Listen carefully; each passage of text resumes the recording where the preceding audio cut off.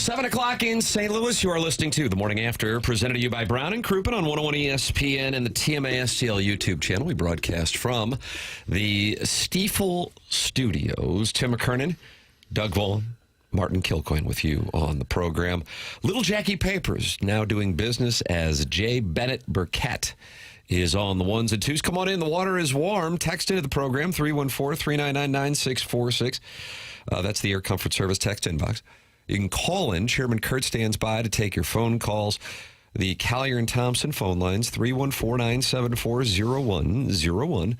And then you can open up your YouTube app, watch the program, and join the 7,200 subscribers. Doug received his silver chunks yesterday. I did. I got them. As we got to 7,200 subscribers on the TMA STL YouTube channel. And that's brought to you by Form Energy, that YouTube chat. And, of course, you can email in for our Design Air Heating and Cooling email of the day. Is the Mile High Club when you get to listen to Tim while flying? That's from Tishara Jones Snowplow. Here we go.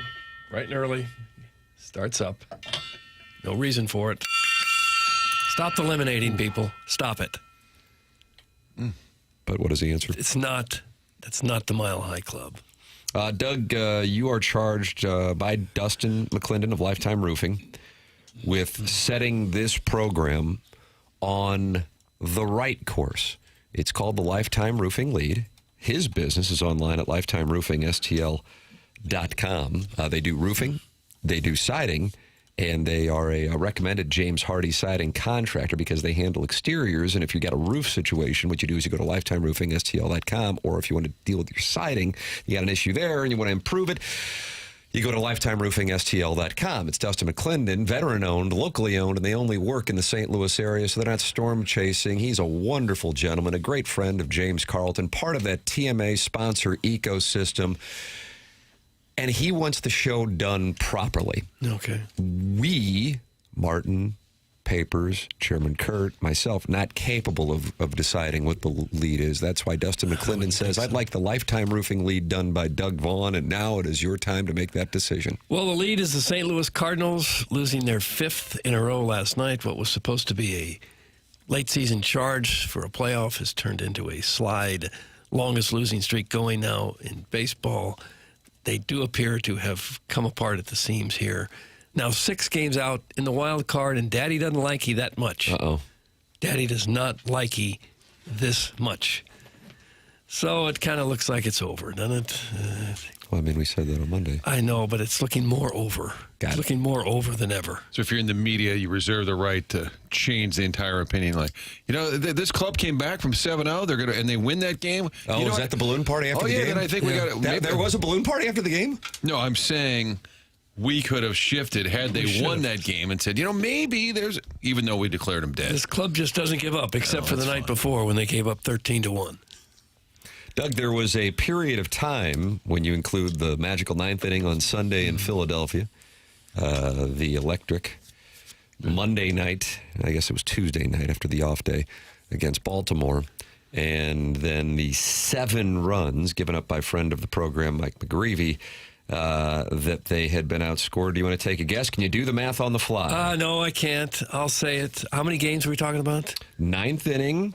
Philadelphia. 9th inning, Philadelphia. The entirety of the Tuesday night Magic against the Baltimore Orioles, and then through the 2nd inning of the Wednesday night fun and games. 27-8? No. Tough day for the Pioneers. 24-1, your final. Oh, well, they scored 7 runs last night. Yeah, but this was starting with the 9th inning on Sunday through the entirety of the game against Baltimore on Tuesday. And then the first 2 innings of last night. Okay. 24-1, the previous 10.5 innings. Hello again, everybody. How's Daddy feel about that? Well, they gave up 6 runs in the 9th inning, and then they gave up 13 on Tuesday. So that's 19. And then they gave up, 7? So that'd be 26. By the bottom of the 2nd, we're going to do this, Doug. By the bottom, I'm just reading from the Post-Dispatch because I sure as hell didn't do the math. By the bottom of the second inning, the Cardinals had been outscored 24-1 in the previous 10.5 inning stretch back to the ninth inning on Sunday. They allowed 6 unanswered runs in that loss, 13 in Tuesday's loss, 19. and then the 7-run head start to Baltimore on Wednesday. That's Doug, 26. I'm standing with the Pioneers. I think you now 24. need to go after Derek Gould and wherever he went to high school, because where somebody goes to high school really is the most important thing. I think so. He's from Boulder, maybe? I think he is a Somewhere Denver adjacent, maybe? Denverian? Is it Denverian? Denverian? Denvanite? I've never really heard it. Yeah. Boulderian? I don't know.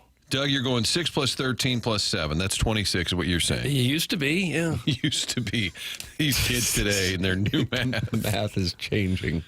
Nonetheless, they'd be getting pounded into the ground for a little stretch there. Yeah. But you got to admire the way that the club... The fight. There you go. Hold them up high. Hold those rights up high. Gosh. Will you guys interview me because I said you fought hard? Had an event at the MAC last night. Saw Doug's guy, Uncle Milty, and did you? my nephew Brendan is Was this there. an MC thing? Yes, it was Chris Pronger. I don't know if you guys heard, he wrote a book. I thought that happened like last year. Well, I know. But this was planned a long time ago. It was an evening with Chris Pronger, telling stories, which, of course, he's the best. Funny, sarcastic. He called me the day before, and he said, "Hey, I don't want one of those boring, stupid events. Let her rip." And I said, well, that's kind of what I was planning on. He said, "You don't have to go easy on me." This was on the stage? Or This was the day before on the phone. Got it.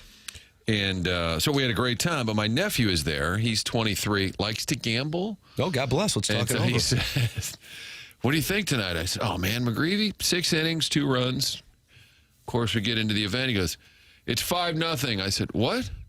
When?" He goes, "First inning." Oh, I said, "Well, he'll settle in. It's 7-0. So I said, Did you guide him to a Cardinal wager, and now he's holding you accountable? I just kind of told him, despite the team sputtering to the finish, count on McGreevy. He said, "What do you think?" I said, 6 innings, 2 or 3 runs. And he kept reminding me as the runs were piling up that I might have had a bad read. So Let's get into the real business. What are your thoughts on the St. Louis fans at Belle Reve? No one's talked about it yet. That's from the 636. Best fans in golf. oh, my. It's, Gosh, did we show Is up. that a new report? they're still we don't buzzing about it, Doug. No. We're great. Maybe that's the post game last night. Riley, I know you're struggling a bit to get some outs in the late innings. Do you happen to watch the BMW? We got great fans. That would have been a good first question. I am a little, if you're Birdie. looking long term, which you feel good about Walker, you feel good about Burleson, we're talking about their core. If there's a season in 2027, is Riley your guy again? I feel like we're going to have to open that job up in spring training. That won't happen. There are occasional moments that I know we can get an answer. Hell, I might even be able to get an answer just by texting the gentleman. I'd really be curious what the thought process, and this was said in advance, not after his, because you look at Riley O'Brien's last 3 outings. They got the win on Thursday in Cincinnati. The Dane Myers drop ball, the Tommy Pham didn't like game. But that might have been the worst one of the 3. If you were watching that, I doubt many people were watching that. It was a Thursday afternoon game against Cincinnati for a team that was already on the periphery as it was. But with that all said, he could not throw a strike. Could not throw a strike. And somehow was able to get a guy to fly out deep to right field to end that game.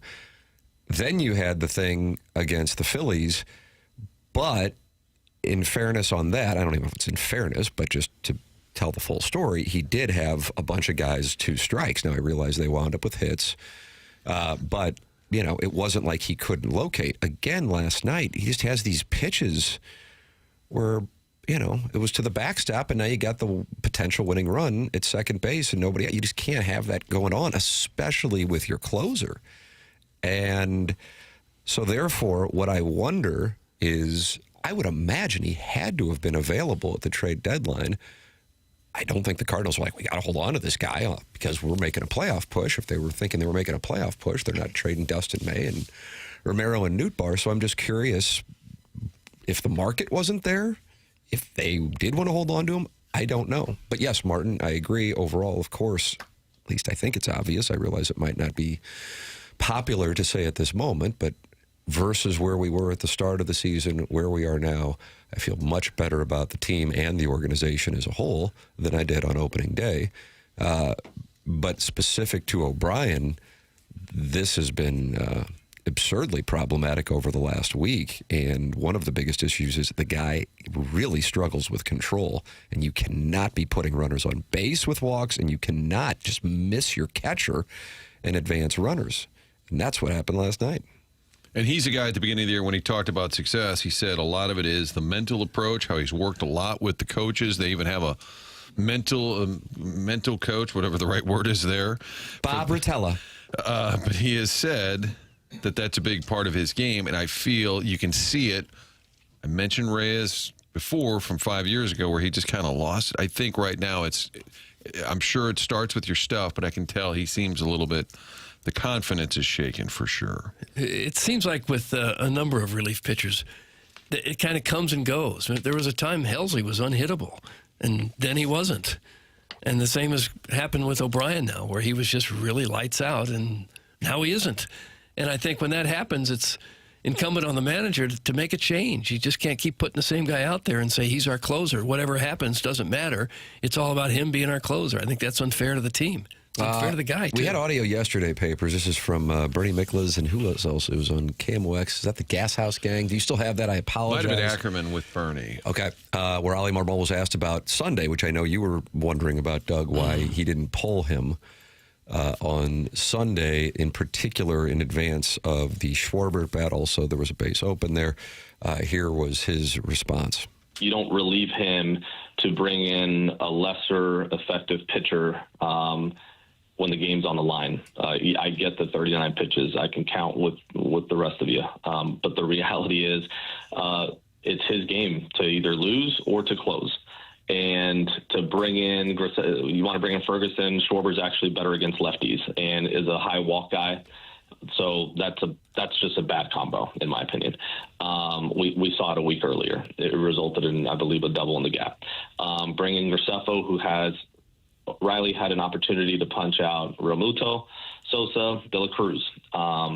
So to bring in a lesser of a swing and miss guy to face Schwarber and Graceffo, none of that sits well. So at the end of the day, you have an off day the next day.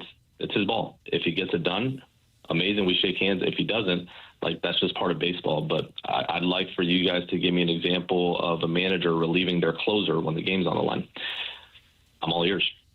Well, I'm sure I could find one. I don't know one off the top of my head, but I also know. I mean, let's not go back to when closers threw 2 innings back with Whitey. I'm talking about today, a closer in the game where the manager relieves his closer, all-star closer, who's leading the NL in saves for a lesser pitcher. It just doesn't happen, right? Let's not go back to Whitey. I like that. I don't think that makes it right because it doesn't happen. I think it makes it stubborn. It makes you put this guy above the good of the team. Well, why does it make sense to keep running a guy out there when you can see that he just doesn't have it? To say, well, he's the closer. Who cares if we lose as long as he's the closer? That doesn't make any sense to me. I know it's not an easy call to yank a guy who has been really fantastic over the course of the whole season. It's a tough call. But on behalf of the team, I think you have to do it.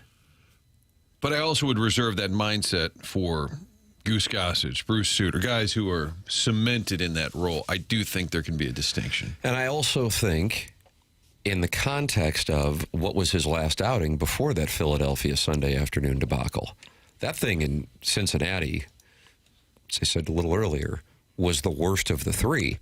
Now, it might seem that way because that was the one of the 3. And by the way, the 3 being Thursday in Cincinnati, Sunday in Philadelphia, last night against Baltimore. They won that game. But that, again, I realize most people in the listening audience probably were not watching that live. For those of you who were watching it live, I can't imagine you were thinking the Cardinals were going to win that game because the man could not throw a strike. The Reds, I would imagine, Terry Francona had made it clear, just keep the bat on your shoulder. We're going to win this game. He cannot throw a strike. Yeah. So I think, and when I say this, it's not like he's mentally weak. I just think that there is an issue that it gets in his head and it's gone. When he's on, he is really dominating, but he has an issue that I think a manager has to be cognizant of, and in that capacity, considering the last time you had seen him out on the mound, they nearly blew a monster comeback win in Cincinnati, that you got to have your finger ready on the trigger. So, to draw a parallel, Tony La Russa is joining us tomorrow. Is that correct? I believe the skipper will be on at 8 tomorrow. I'm not by any means saying this is the same thing. This might be a once-in-a-lifetime kind of thing with what happened with Rick Ankiel. But with what happened with Rick Ankiel against the Braves, the Cardinals' finger was on the trigger quicker the next time he popped out against the Mets in the NLCS after he lost complete control. Not saying that that's what's going on with O'Brien at all, but the context of the previous appearance makes you more aware, I think, as opposed to if he had been lights out. And he wasn't. He was really bad, and it was about control. Now, again, on Sunday in Philadelphia, he did get 2 strikes, I think, on every damn hitter, and then still wound up losing the game, was Schwarber a 2-strike pitch? Either way, it was a bunch of guys with 2 strikes. It wasn't one of his control issues. But, part of his gig is to get guys chasing balls out of the strike zone, in particular with that sinker. So last night, throws a ball into the dirt. That's uncatchable. Doesn't matter who's back there. And go-ahead runs in second base. Christian Encarnacion Strand, who has had a reemergence with the Orioles. Turned into Babe Ruth. I'm telling you, he's been doing this actually before coming to St. Louis, but he's really doing it now. Just rips one into right center. The first base runner, that was more of a seeing eye variety, but either way, on base, and then he's advanced to second base, and off you go. And you already know you got a problem. By the way, because I realize right now we're in let's rip Ollie Marmol and let's rip Riley O'Brien mode, tip of the cap to Jackson Holliday for the play he made, because I thought that was going to sneak through, and also tip of the cap to Encarnacion Strand for knocking Burleson's ball down earlier in that inning. That thing was hammered. What were they saying on the broadcast? 100-plus miles an hour. Yeah. He knocked it down. That would have gone into the corner and probably scored the run. Yes, absolutely. And he knocked that down. Herrera was able to advance. But Baltimore made 2 damn good defensive plays. I don't know if he knocked it down or he just couldn't get out of the way of it. Yeah. It was one or the other. But he got the out and changed And Holliday's the inning. play was absurd. Yeah. And I wasn't sure that Encarnacion Strand had his foot on the base, but they didn't challenge it, so I'm sure they reviewed it in the Cardinal clubhouse and decided not to challenge it.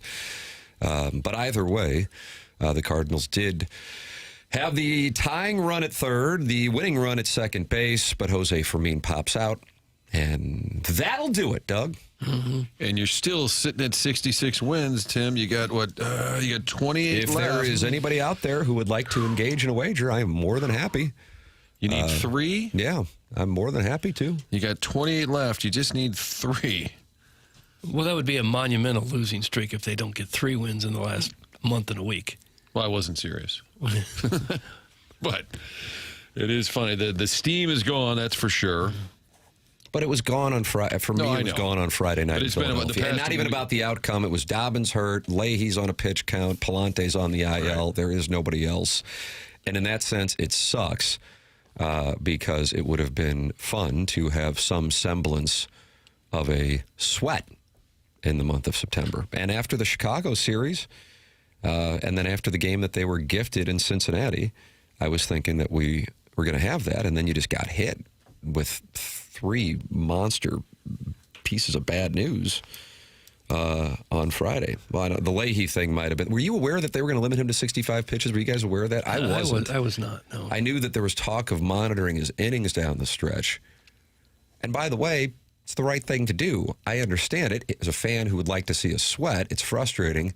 But when you lose 60% of your rotation, in the sense that Leahy is not the same guy because they're not going to let him pitch deep into games, and Dobbins and Palante, it's like, well, what, that happened in a matter of, 2 of them happened in a matter of a few hours, and the other one, for me, was news, and that you see him go out there and you shut out that Philadelphia lineup for 4 innings, but he's at 63 pitches, so we're going to pull him, and we've got a bullpen that's fried, and And we've got to use that bullpen to get us through. And by the way, the bullpen did up until the O'Brien ninth inning thing. Well, if you like the bullpen, it'll be on full display today. Yeah. I don't know who's actually starting. Is that like Graceffo? That might be a nice play. I don't know if it matters, but He didn't pitch last night, so that'd be a likely play.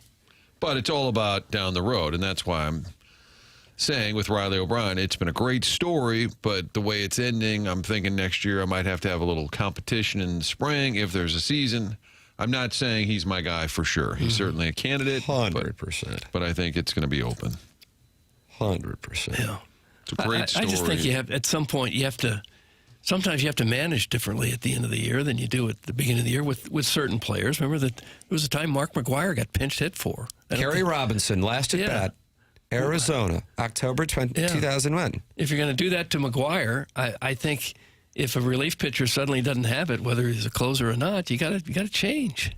You got to make a move.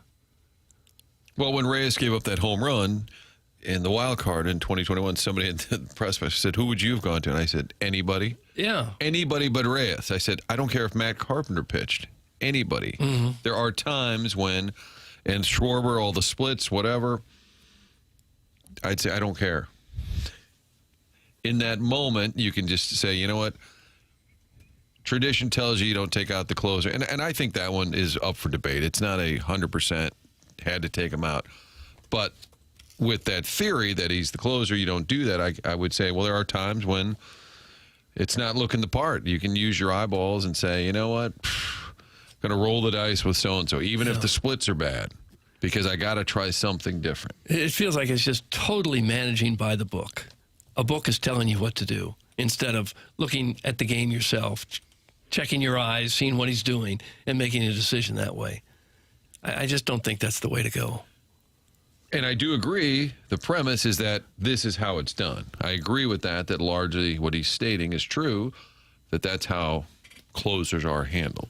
I'm not sure what's going on in the Forum Energy YouTube chat, but Iggy says the hate list is stupid. The hate list is stupid. People have assembled Iggy's hate lists. Oh, yeah.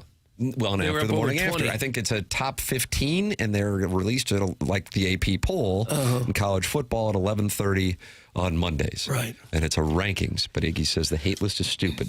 So they're going back and forth. So he doesn't make it. It's made for him? That's correct. That's right. Yeah. Okay. I did an ATMA drive-by yesterday. Oh, yeah. What an appearance. What a great show. You guys do every day. Nope. That Monday didn't through seem Thursday. genuine. Oh, okay, Monday I'm through sorry. Thursday. No, it was fun. Good to see Ken. We kind of hashed things out. I feel better about it. Do you feel better about the relationship now? Yeah. Are you going to get the hockey stick? No, but I feel better. I'm glad I didn't mention to him I was going to be with Pronger. Oh, gosh. That would have been a mistake.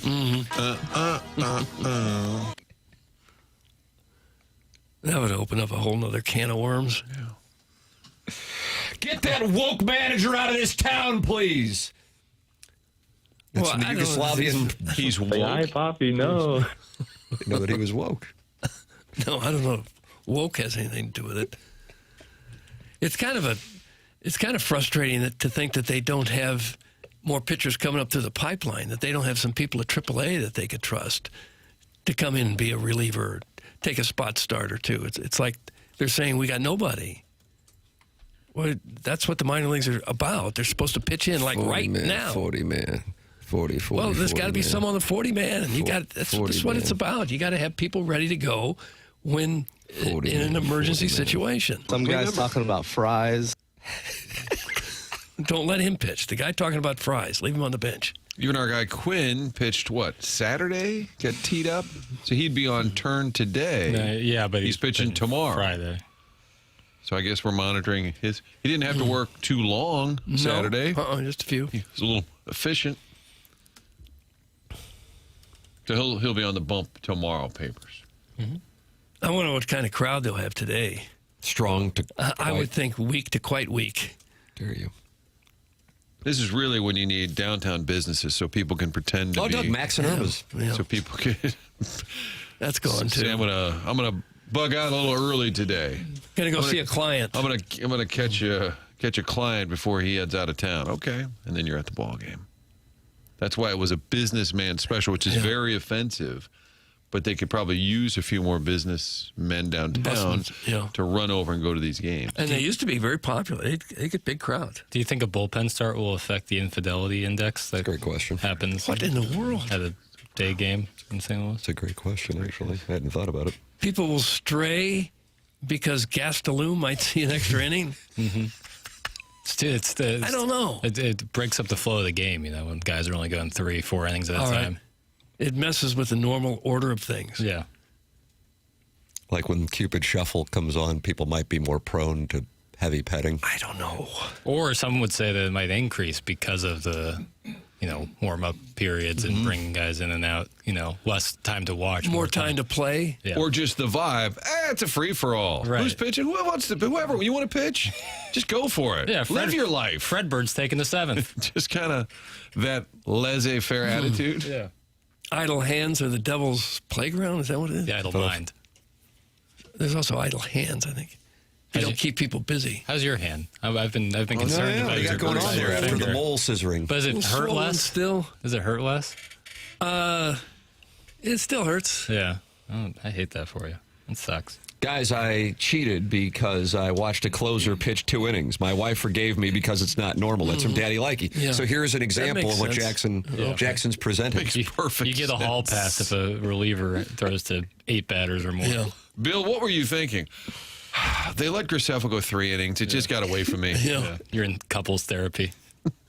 Blaming gets tell him. Hey, guys, I had to have a long talk with my kids yesterday after hearing Martin's latrine lip on ATMA. That's from Big Tough. Yeah, Martin, you used a 4-letter word, and a lot of people sat down with their children last night. I thought the rules were different down the hall. Yeah, I didn't even know you guys were really on the air. we do have a close proximity to the bathroom, which does throw people off. The Sometimes you can hear people flushing right next to us. Yep. Schaefer Door Company actually sponsored that flush. Yeah. Sponsored the flush? The FCC, Yeah, Jason Gosrow. FCC was cool with that, but they are against, Martin just, saying a harmless little word. Well, Cursing like a sailor. calling out eggs because.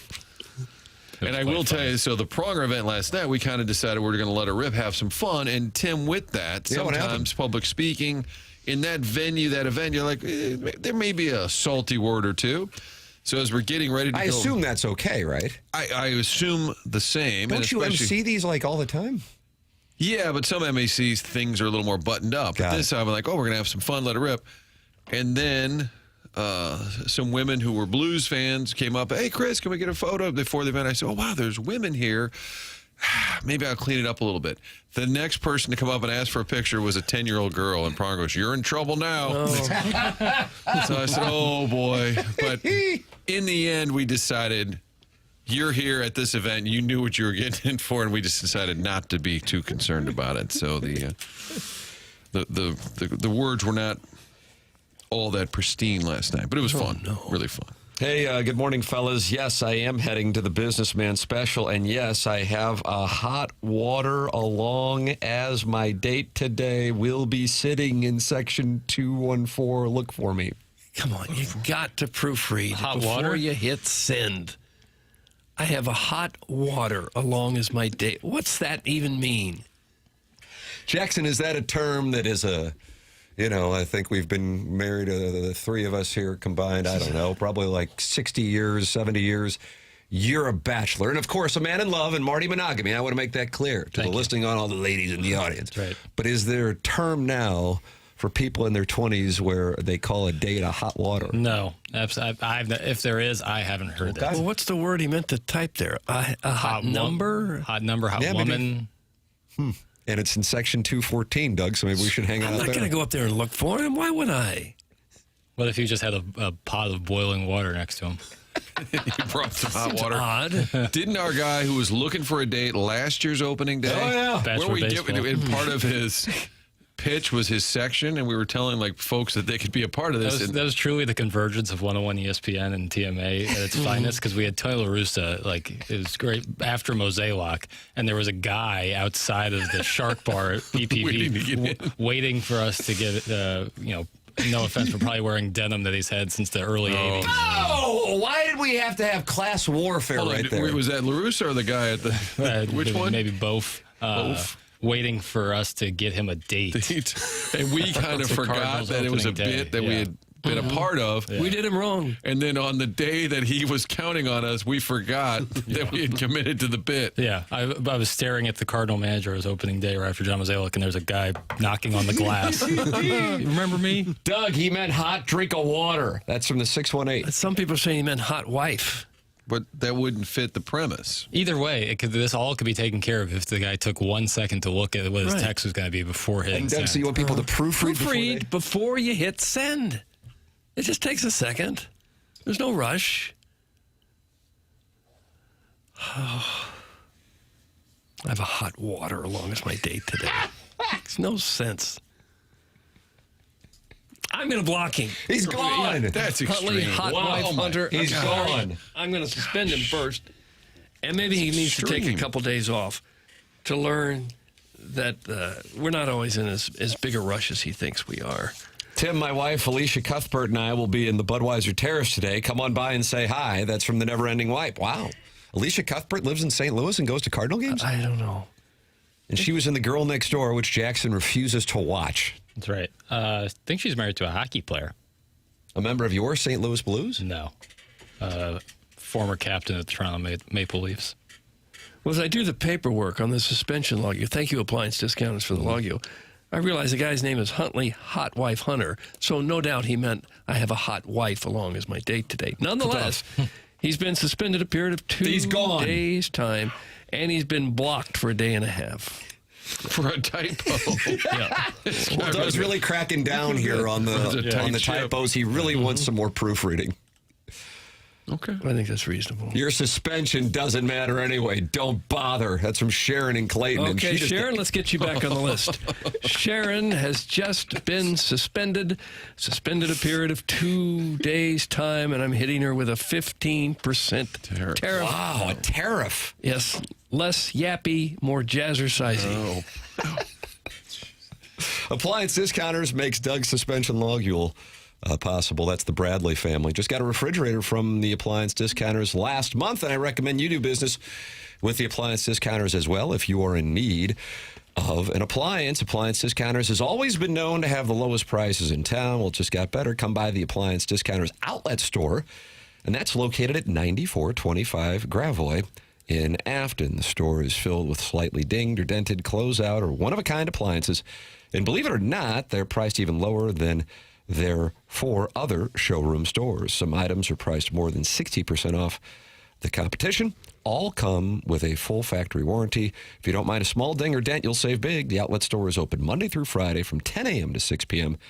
and on Saturday from 10 to 5 p.m. or shop the outlet store online at theappliancediscounters.com. Block her fraud ass, Doug!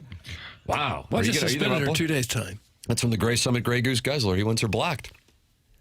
Well, I'm this close, Tim, to blocking a lot of people today. Just not much in the mood for it. Not after we've fallen 6 games out of the wild card. Daddy doesn't like you very much.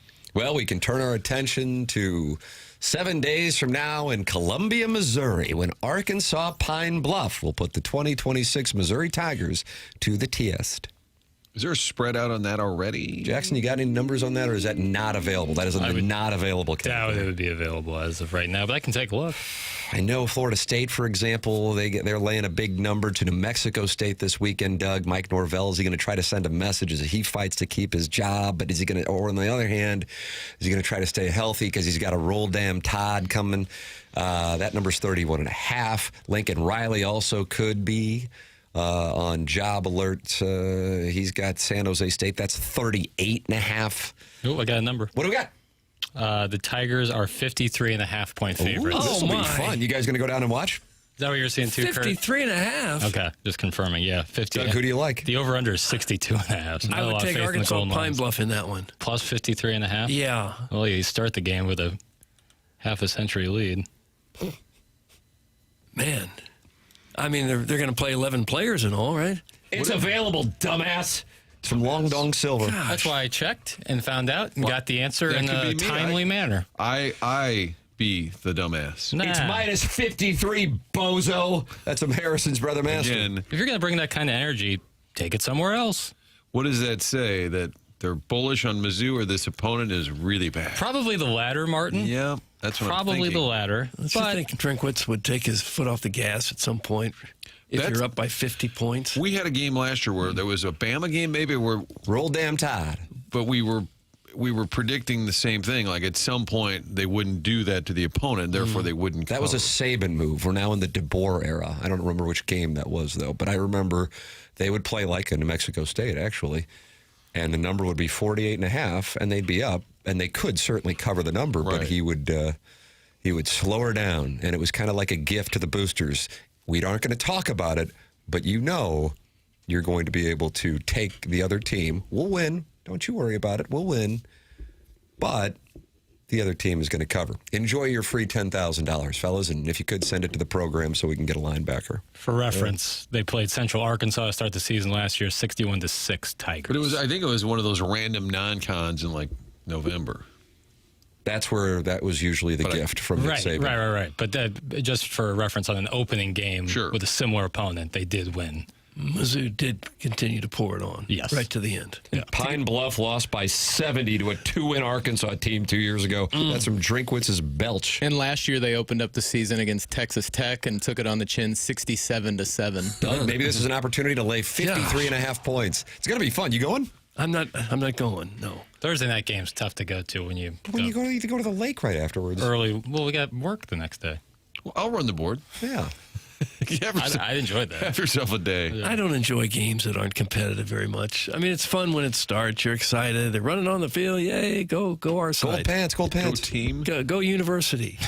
Stay excited about that. And then by the second quarter, when it's 30-0, you're saying, what are we doing here? That's a definitely hang out, watch it on the TV, maybe have a couple cold pops, Yeah. maybe some pizza pie, and then call it an early night. Well, Uncle Rich will be out at the tailgate. Doesn't need to go in. Doesn't matter who the opponent Do you is. think you'll be at the Arkansas Pine Bluff? No. They moved the start of the Troy game, Doug, in celebration of 100 years of Memorial Stadium and Faurot Field to a 6 p.m. start. It was going to be an 11:45 Jim Dandy. You're not allowed to do that, though, with SEC games because they got to make sure that they have their Blue Bloods play on the road at 11 o'clock against the mid-tier SEC program. So Texas A&M and Texas will get the 11 o'clock starts. It would be lovely if that could be moved to 6 o'clock. Would agree. But we knew back when we saw the schedule come out, that'd be an 11 o'clock kick. Troy, however, you can move them around any time, and that's now been moved to 6 o'clock. And Jackson, does that lead to more of a pony at my house? Yeah, for sure. Pony. That's 3 night games to start the season for the Tigers. Fight Tiger. No. So, yes, I would imagine that would lead to much more of a pony than was originally 11:45 kick. Yeah, that will, against Troy, That's in a college town, it's pretty much a pony at any time of the day, though, isn't it? Yeah, in football Saturday? On game day, without question. There isn't a game worth going down to Como until October. That's from the Worsen Woods Wacko. I share the Worsen Woods Wacko's opinion on that. Well, the Florida is October 3rd. Aye. So, yeah, you go to Mississippi State. Yeah. No, not much in the month of That's September. a bad beat. Last year had Rock Chalk and South Carolina, both in September, eh? Yeah, yep. And, Rock Chalk being on the road doesn't help that. And then, then your first SEC game's a road game, so it hurts. What are you going to do? But then you get back-to-back home games the first 2 weeks of October, so not bad. Against very quality opponents, or what is perceived to be quality opponents. John Summerall. Florida Gators. Hot foot play. Yeah, he likes pedicures, Doug. You think the student section is going to give it to him about that? They might bring it up. Yeah, I would think. I would hope people don't kink shame. I'm in favor of it. I think they will. I think that they will. Is it a kink to like a pedicure? It is. No, unless you're if you're, I guess, getting aroused by it, yeah. Why would you get aroused by someone clipping your toenails? Now you're kink shaming. Right there, you did it. See. Now there are a lot of people driving who feel badly about their proclivities. Yep. Really? Yep. There's some guy literally on his way to go get a pedicure, and he's just hit a hard U-turn. And if you have a callus shaved off or something, that's a turn on as well for you. If you're asking this from general curiosity, I'd be happy to have this conversation. But if you're going to continue the kink shame, we'll just stop it right here. Well, it's a hard stance.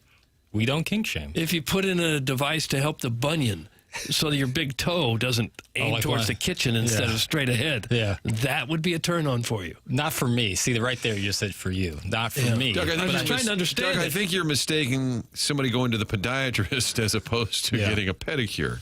Right. That's what John Summerall of the Florida Gators enjoys. Well, wouldn't they shave? They'd shave dead skin off your foot at getting a pedicure. Right. Off the heel or something. You go, wow, did that ever feel? You got to be kidding me. I'm not going to judge. Yeah. Papers is merely saying, we don't know, but some people like some things and some people like other things. Right. Right. Producer Joe. Okay. The Mizzou-Troy game's now during LSU Ole Miss. It's from the Hunchback of Vaughn Oh, Castle. yeah, damn, that sucks. Well, What are you going to do? half an eye on the make sure Missouri-Troy is going how it should, and then, You watch one on the TV and one on your phone. yeah, YouTube TV is the split up, which is nice. Although that 2-game split really hurts your viewing with the black bars and everything. How I about 2 don't- TVs? I don't know what this means, but let's be honest. The Warson Woods Wacko, the reason you can't go until October or later is because the Baymont is already booked until then. It's from the Overbearing Sports Dad. What is the Baymont? Is that a Baymont hotel? is its hotel, yeah. Is that a nice hotel? No, it's kind of, it's a kind of a second tier. It's like I want to say it's like a Hampton Inn type of By deal. Wyndham. But they're okay, but it's not a big fancy. And that's the Ritz reason deal. Warson Woods Wacko can't go? It has think nothing to do so. with the bad schedule? Probably so, yeah. I didn't know about this Baymont thing. I think I've stayed in a Baymont at some point. They have one in Columbia. Yeah. Am I right there? It's kind of that second tier. They're not huge, but they're- Yes. Yeah. I would say that it is. But if you're in a town like Homa, if you just get a room, you don't care. Anyway, because you're sure. not going to spend any time there. No. Good morning. I would like to take a moment for a heartfelt shout out to the members of the St. Louis Club. As many of you've heard, they now have to cook their own dinners again. So please keep them, particularly the wives, in your thoughts and prayers as they navigate this transition and dark time. Ease them into the fact that there is no good takeout. Check in on the strong ones. These folks are so desperate right now, they may pretend they always wanted to join the MAC anyways. Thank you. That's from Mr. Licks. The St. Louis Club, is that the one in Brentwood? Clayton. In the I don't high-rise? believe Brentwood. Clayton. All due respect. Where is it in Clayton? It's in like the Tubman office building. For me, I have a compass in Clayton, and it all starts with wherever Hahn is, and it's directly to the northeast of Hahn. At least it was, but now Hahn is going to be by himself because the St. Louis Club has voted to cease operations, and that's why Mr. Licks was sending a shout-out to all the members of the St. Louis Club. This is different than St. Louis Country Club, although there might be a Venn diagram there to look at. I went to a rehearsal dinner there 2 months ago. Did you? And then and Martin, Doug, and I don't even know where this thing is. I just know where Hahn is. Yeah. Well, it's in Clayton, and yeah, Of course it is. was a lovely rehearsal dinner for a wedding. I was pulling mole traps out of my yard while you're going to rehearsal dinners in Clayton. That's right. Yeah. Well, We're just different. that's how the other half lives. You grew up in a Tony suburb. And you grew up in what, some sort of cave? It's like a dirt hole. And we were happy to have it. Well, this frankly. narrative does have a life of its own. The great photographer at Fox 2, Mike Border, works day shifts, listens to this show a lot, and he said to me the other day, he said, hey, real quick, a couple of my friends were asking, and I was also wondering, does Jackson really have a place in the Hamptons? And I said, I had to decide because I don't want to ruin the bit. No, I know. It's So tough. I had to make a decision, honesty and media and coworkers, and I said, no, he does not have No, a... not yet. I said, you see, he went to Ladue, and therefore he's privileged, and so we have added on to that narrative. But And then he flies in and out of Teterboro, and then he takes a copter from Teterboro to the Hamptons. Yes. As a radio producer.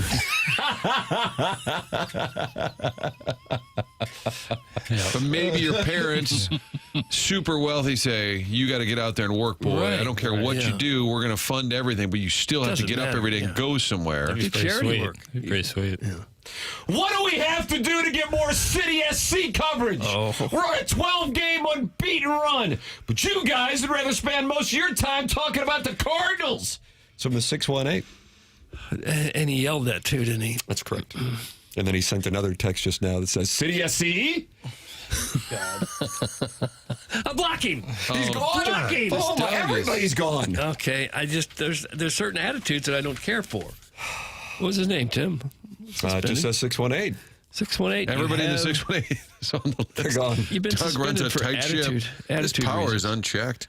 2 days time, and I'm putting a letter in your file. Oh, I hate when that happens. Worson Woods Wacko has responded to the overbearing sports dad, who I thought was at war with Carlos Spicy Wiener, but he has put the Worson Woods Wacko on his dance card and says, I am at the Ritz-Carlton of Como, you dumbass. I'll be signing at the Ritz-Carlton Como the following weekends. Florida, Texas A&M. I'll be on the road at Ole Miss, back in Columbia, Texas, and on the road at Georgia, and back in Columbia, Oklahoma. For Oklahoma, that's from the Worson Woods Wacko, Doug, the Ritz-Carlton of Columbia. Would that be the Tiger Hotel? I can't speak for the Worson Woods Wacko's whereabouts. I do know where Han is, though, if you want to know. Okay. City SC's stupid. Thanks. That's from the chairman's vasectomist. Vasectomist. The doggies don't even care. They sell their best players because they wouldn't re-sign them. Thanks, Cronky hater. That's the thing. Yeah. You start talking about it, then the other side Criticism comes comes up. Get involved on the program. Text in 314-399-9646. Call in the Callier and Thompson phone lines 314-974-0101. Open up your YouTube app. Type TMA STL. You can join 247 friends like the benevolent Baldwin Bear, Iggy's prison window hand, and the overbearing stepdad's in there too, along with Adman, the Madman. They're all in there talking to Gene Thomas in the Form Energy YouTube chat on the TMA STL YouTube Tim, channel. are we still in segment 1? Yeah. And Jackson just gave you the rap. Okay. He says you're a nostalgia merchant. I limped to breaks. You limped to breaks. When you're not here, I'm like, all right, we got a lot we're going to get to. And he's just hard rapping me. Hard. And I say, well, feel free to get involved. And, tomorrow the skipper will call. He said, okay, let's go. Because in 7-3, if folks could just stay tuned, we have things and other stuff. Yeah, it's Polos plus Dossier. Things and other stuff still to come. TMA 101 ESPN.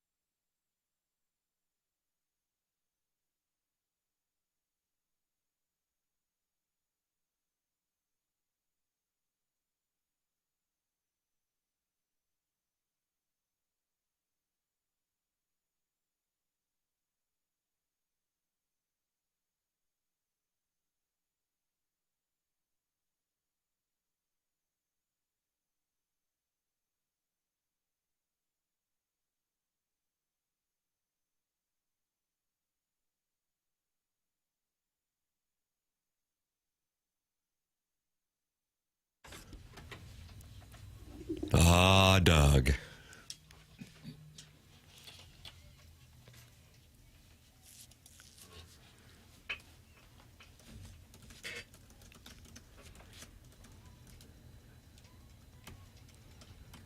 Boy, does this take you back? I don't know. I don't think I've heard it before. Oh, okay. Hard to believe this is the only thing that Ghost Town DJs did, isn't it? No, not at all. I hadn't heard of him before. Same year as Dimitri Young's triple against the Atlanta Braves in Game 5. Was that started by Denny Nagel? I don't remember who started. 1996? Yeah, see, you know the years. Okay, well, I guessed on that one. Papers, why are we celebrating Ghost Town DJs? 30 years ago. Wow, hard to believe, isn't it? It's an R&B Thursday. Oh, wow. The STL Today commenters will not like that. R&B Thursday. Address Doug saying the Tiger Hotel is the Ritz-Carlton of Columbia, Missouri, please. That's some salad fingers. Shout out to Salad Fingers. Isn't that the nicest hotel there? Either that or the Broadway. Yeah. I think the Broadway might be a touch nicer, but the Tiger is certainly newer. Yeah, but the Tiger is more like historic. Yeah. And a little more old school. But I haven't stayed at either. Is that the hotel garage where Wacko meets his deep throat of Mizzou football misinformation? That's from We Too Low. Doug, that's an unfortunate reference to the Sam Horn report, which may or may not have been accurate. We'll never know. The world will never know. No, we won't. Wonder if we could get to Sam. Sam Horn, and I wonder if he would say, yeah, I was told. Maybe he would know. Who the hell sleeps in those dumps in Columbia? All you fat pores do. Hire an effing driver, for God's sakes. Doug, that's from Lady Sonia's teacup. Okay. And then the driver goes home, and then he's got to come back and pick you up when you're done, I guess. And if you're staying out late, like maybe you're going to stay out at the bars till 1 a.m., you're not going to get into a moving vehicle for 2 hours, go home when you're all drunk. That sounds awful. Especially if you want to see what the word is, huh? Not only for finding out what the word may or may not be, but also I'd like a warm bed immediately after something like that. I wouldn't want to sit in the car. What if you could listen to the Colonel's postgame show? Yeah, save it, record it. The Baymont is the Cottleville of the hotel scene. A lot of Sugarfoot and battery-operated golf carts. That's from the Heiser House Hooligan. It's a Sugarfoot hotel? I don't know if it is or not.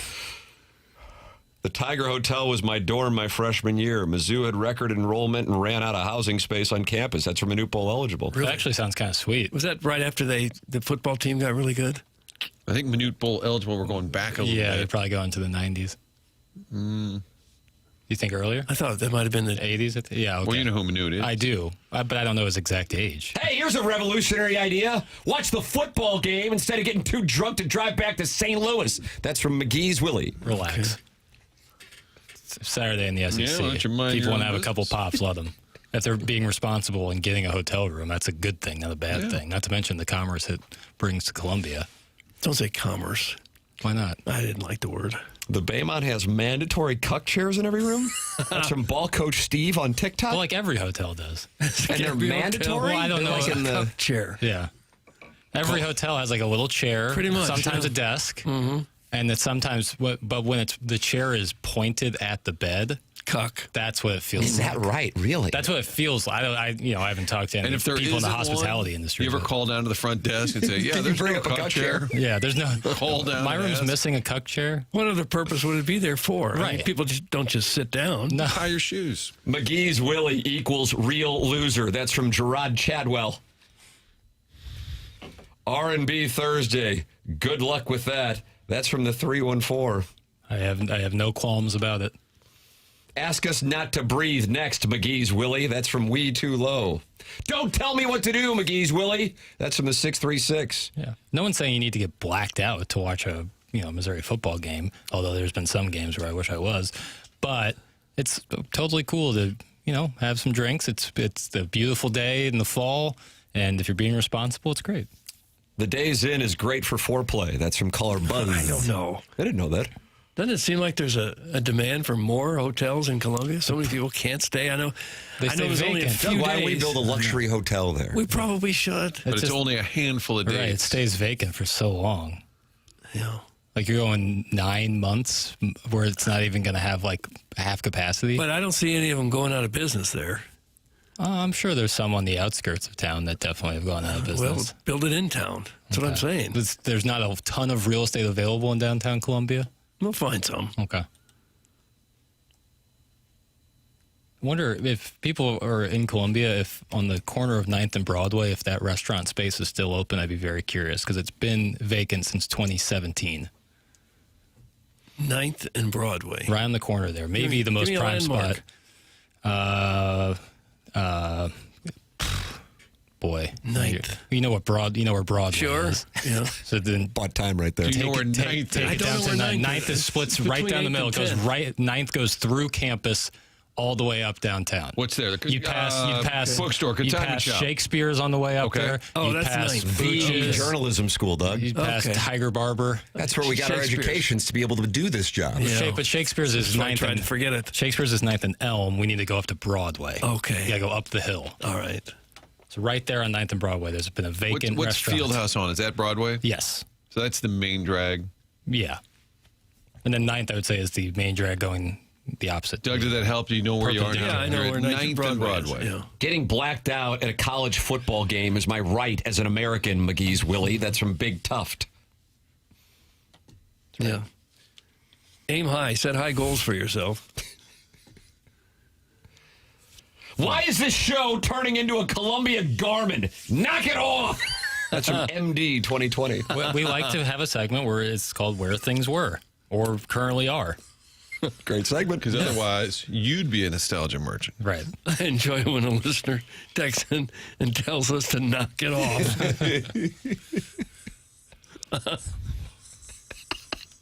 You can Like text we're in to being tell us to disciplined. knock it off by texting in 314-399-9646. You can call in at 314-974-0101. Callier and Thompson, sponsor of the phone lines. And then, of course, you can open up your YouTube app, type TMA STL, and now you're watching the program. You'll notice we're dressing in layers here as we believe the studio is now in somewhere in the 40s. We think it might be in the 40s. Doug now dresses in how many different layers? Well, at least 3, because I'm afraid I might lose a big toe. We had an actual conversation before the show that Doug said, I keep forgetting to bring in that space heater. And it's a serious conversation in late August. Yeah. So you can watch us dress in layers. I'm probably going to add another layer coming up in the Fisher Window and Door Store 8 o'clock hour. But you can watch us do it and talk it over with other TMA listeners in the Form Energy YouTube chat on the TMA STL YouTube channel. We are in the Healthcare Revolution 7 o'clock hour. Cardinal Vending is a family-owned business. It's family-owned and operated. Daddy Padres family. 3 generations working in the business, proudly serving the St. Louis area since 1987. And you say, well, what's Cardinal Vending? Here's what it is.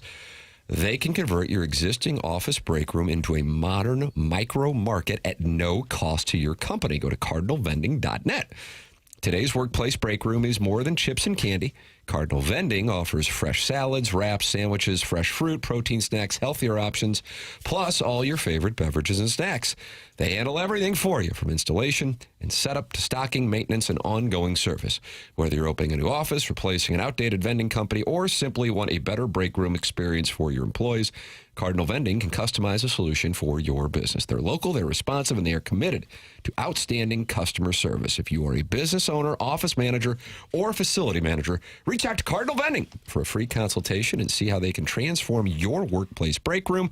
It's cardinalvending.net. That's cardinalvending.net. It's 8 o'clock in St. Louis. We are now in the Fisher Window and Door Store 8 o'clock hour, and you're welcome to participate in the conversation any way you would like by texting in, calling in, or emailing in for our Design, Air, Heating, and Cooling email of the day, which comes your way at approximately 9:45 on the Polos Plus dossier. Doug, is Fungo on the line? I don't know, is he? Fungo is on the Callier and Thompson phone line. Oh, fabulous. Fungo, good morning. You're on 101 ESPN with Doug Vaughn. Well, Doug, Tim, how are you guys doing today? Oh, we're fine. You? We're wonderful. Martin doing fine. and Papers and Thank you Chairman very Carter here much. as well. Who is? Martin? Perfect. Martin, how you Jackson? doing? Hi, Fungo. Can you bring some Jackson? wings over? Yeah. We're here till Oh, 11. those Fungo wings. Kurt is here? Well, I'll tell you what, I can bring over about 5:30 this evening. Is that okay? No, that's too late. We'll be doing show Oh, prep. darn. Okay. Well, I It's like a real attempt. took a big batch of sauce out there last night, Uncle Leo's. So they'll be cooking some wings for sure. Tell us what's in the sauce. Just one time. You know nobody's listening. Tell us what's in the sauce. Louisiana hot sauce. That's it. That's all it is. It's Louisiana hot sauce. That's it. That's why you lock yourself in the St. Gabriel cafeteria to make it.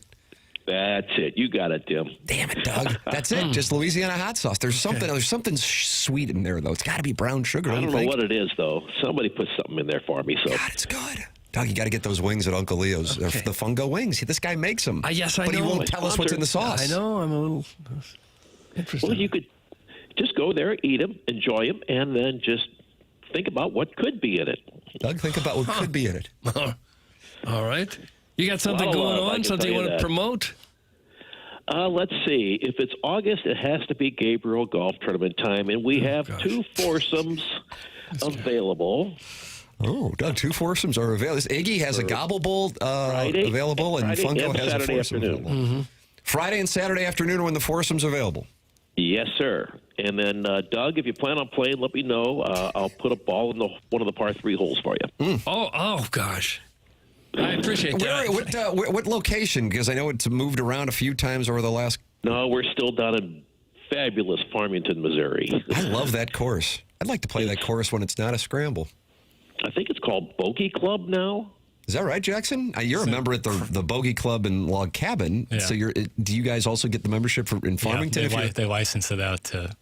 Is it Crown Point, right? What's it called? It was Crown Point. Bogey Creek. Crown Point, yeah. Mhm. Now it's Bogey Creek? Indeed. Okay. Started Springfield as Cardinals' name change. It started as Eagle Springs, I think, when back in the There's one up in 90s. North County that's Eagle Springs, I Right. believe. But so you're calling in to say hi to the gang, but you're really trying to pimp some golf. Sounds like. I guess, yeah. We're Nice read, Mark. too short of 96 foursomes. So, Wow. 94 foursomes. It's like a dotem. Well, this is our this here, community Tim? spotlight segment. Call in if you've got some events you'd like to share with the audience. We're supported by the Foundation for It's St. Better Gabriel's. Radio. Yeah. there you go. Doug, do you want to go down there and play? Maybe we play tomorrow. I can't hold a golf club right now, Tim. What's wrong, Doug? I nearly chopped off my finger in a mole trap. Well, that's not very smart. No, it wasn't smart, but it was painful. So I couldn't hold the that club was, right now. uh-huh. Yeah. Fungo, have all the trophies for this upcoming school year no. been printed and Unbelievable. St. Gabe's winning all the tournaments? Have you already made those trophies? You'll have to talk to the trophy maker. That's Cal. That's Cal Kennedy, the John Wooden of South City basketball. Papers Yes. are printing them now. I've heard. First place. Have fun. You going to be out there refereeing again this year? I'm going to give it another shot. Yes, I am. Be 58 years. Wow, 58 years of referee. officiating, Doug. Boy, you must have made a fortune. Oh, my God. Bribery. Yeah, I made a few dollars here and there, but it was for the love of the sport and doing it for the kids. That's what it's all about. Somebody said this guy sounds like Bob Costas. I think he sounds like John Sloan. What do you think, Doug? yeah, Doug, John you with me? Sloan. Okay. I can hear that. Yeah. Doug, you Yeah, know this Adam is your Freudel. He's Paramount down report. he's down at the Cardinals. He just texted me. It's Bogey Creek now. New Bogey owners. God, okay, Was well, that Eagle makes Lake, sense. then Crown. Now it's Bogey Creek. I like that track, Jackson. Oh, I played in a high school tournament out there. Tough. It is a great course. A Well, lot of gentlemen, folks I've saying got to it get was to, Eagle Lake at one point, is what they're saying. Eagle Lake. Yeah, back when they first opened up. That's what it was. And then it went to Crown Point and now Bogey Creek. Okay. So, well, gentlemen, it's been a pleasure. It really Okay, well, has, thanks Doug. for checking in. Thanks, Fungo. Doug, there he is. That's Fungo, and there are two foursomes available tomorrow, and then Saturday afternoon. Friday. Jackson, there's three different shotgun starts. You got the Friday afternoon shotgun start, which historically my family has played in. Mm-hmm. Then you got the Saturday morning, and then you got the Saturday afternoon, and then, Doug, a pony at the St. Gabriel Gymnasium. Oh, they come right where back you home. where you get to have yourself a libation or two, and you're surrounded by the warmth and comfort of a bunch of city championship banners. Oh, gosh, I saw those. They had banners up there. Some fourth grader won a checkers match. You name it, they had a banner for it. He played well. Speaking of that golf course changing names, you see Six Flags is also no longer Six Flags. Really? They changed the name to Mid-America Adventure. Okay. Catchy. People will call it Six Flags for the next 50 years. Agreed. As long as you still have the boss. I'll go. That boss don't play. It's great. What's it called, Doug? Mid-America Adventure. Mid-America. It's been rebranded. Interesting.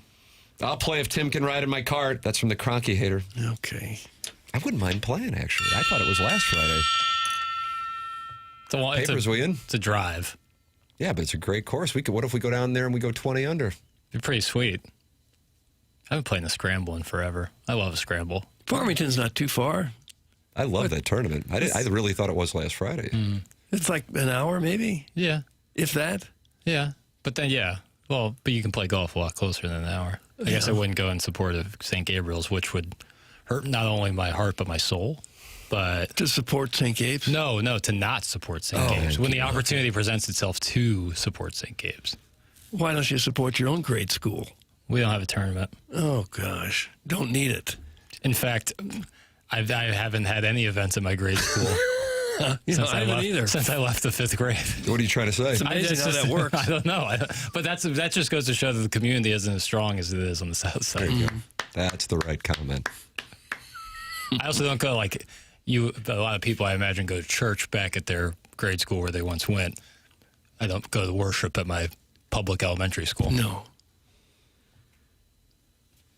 Doug, the Springfield Cardinals are being rebranded. Have they announced the new name? Now, it says the new identity has been selected according to the team, but fans will have to wait a little before they find out. Oh, for heaven's What is- So I have some friends What is the who point of this? went down to who were students at Mo State and loved watching the Springfield Cardinals because so many young, and they would have a theme night, a specialty night called when they were the Springfield Cashew Chickens because the Chinese restaurant dish cashew chicken, Asian American restaurant dish cashew chicken was invented in Springfield. So I kind of hope they rebrand to the Cashew Chickens.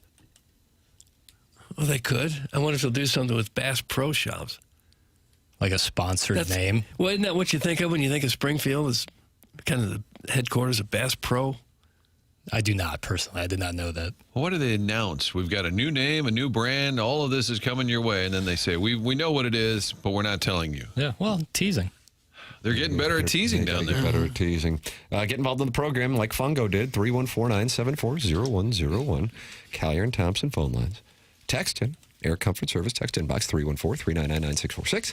And, of course, you are welcome to open up your YouTube app, subscribe to the TMA STL YouTube channel, and join the 264 friends in the Form Energy YouTube chat. Email in for our Design, Air, Heating, and Cooling email today coming your way at approximately 9:45, and that is a chance to win against other TMA listeners the morning after at InsideSTL.com. It's TMA 101 ESPN.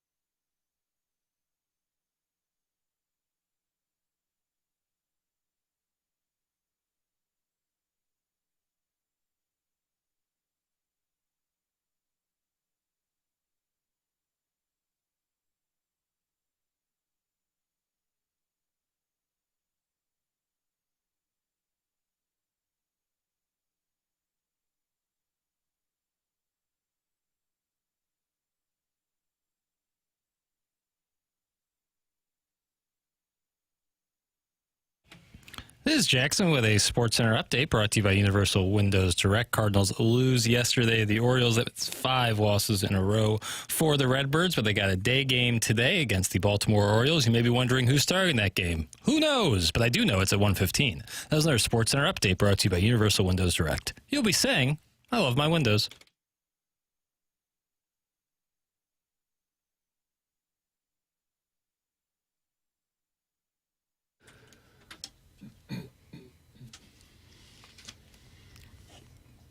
Man, this is kind of a jam. Paper's having a big day. Paper's having a big day, eh? R&B Thursday. R&B Thursday. Doug here on TMA 101 ESPN and the TMA STL YouTube channel. Tim McKernan, Doug Vaughn, Martin Kilcoyne, Little Jackie Papers, also known as J. Bennett Burkett. And you can call in to be part of the program.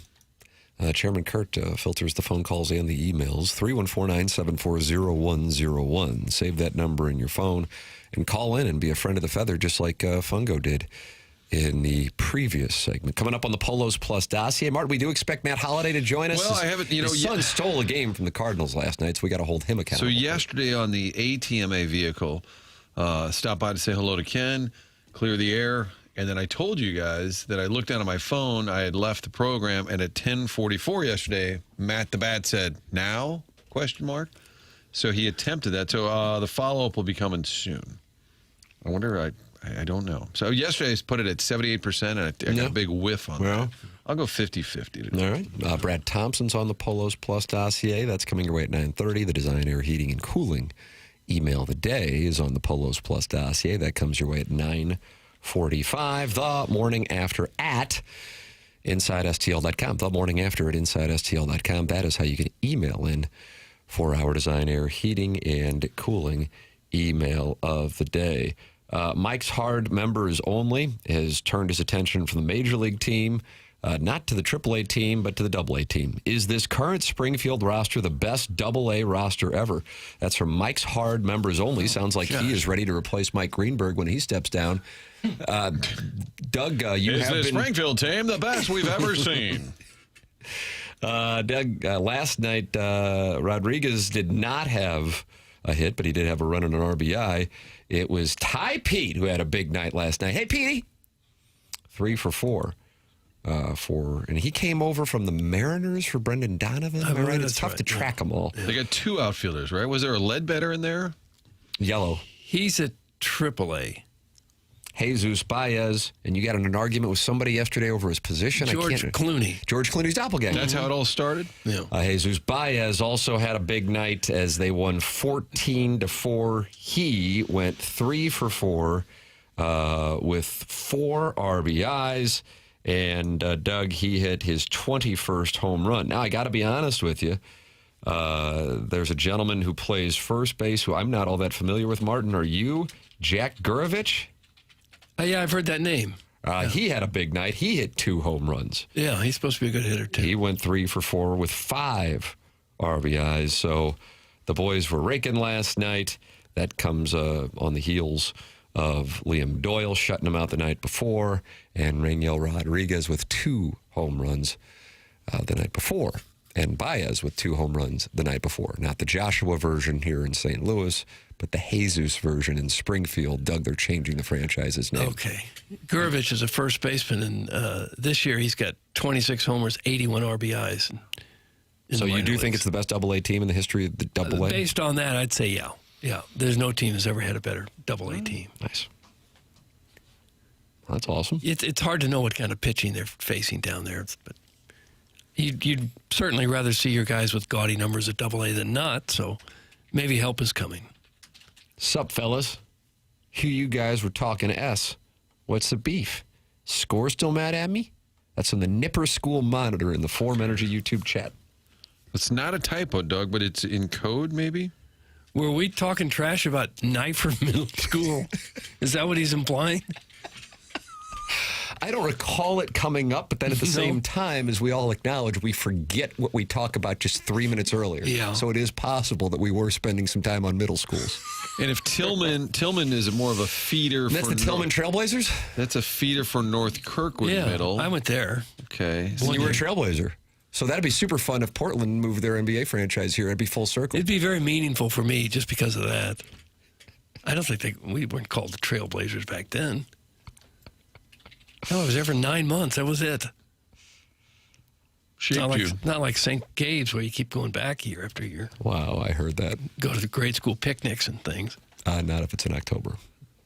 Okay. Yeah, we'll go up against the Why Texas doesn't A&M St. Gabe's team. become Good a high luck. school? That way you wouldn't have to leave the That's not a bad idea. It's not bad. Maybe we Because should a lot do of that, high Doug. schools are adding middle schools.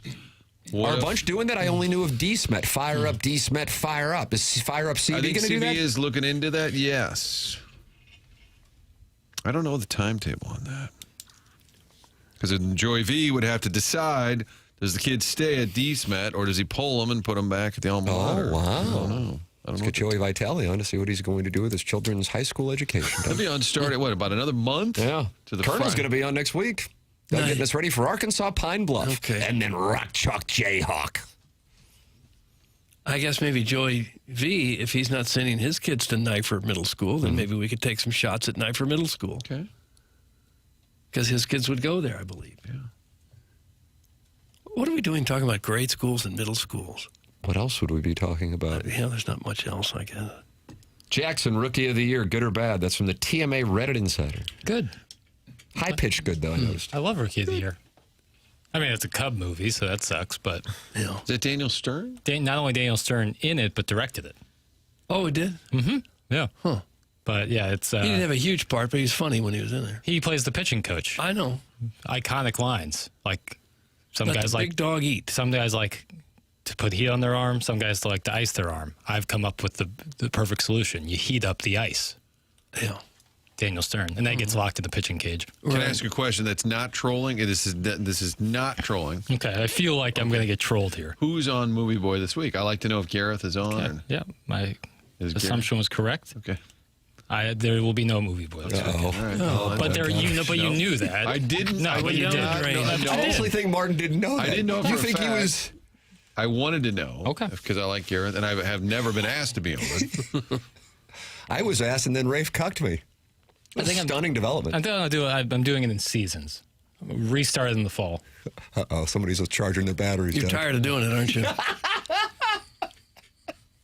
Well, you know. We Well, I look have forward announced to it. that Monday, August 31st, QFTA will return like Jordan, wearing the 4-5. It ain't to play games with you. It's to aim at you, probably maim you.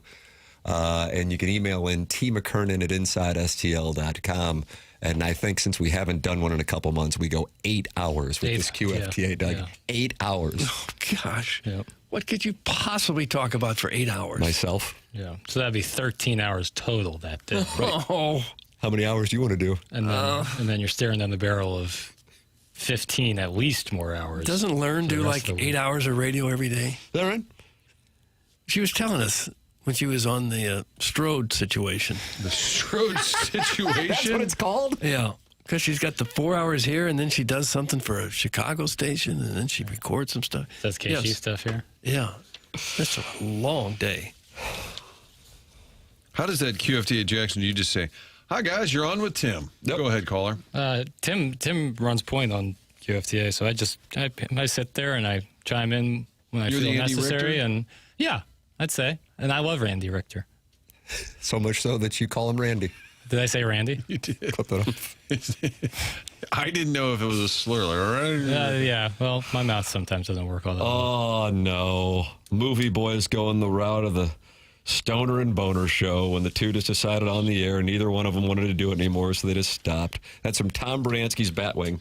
I didn't say it stopped. I said it's currently on hiatus. Is it stopping? No. There you go, Doug.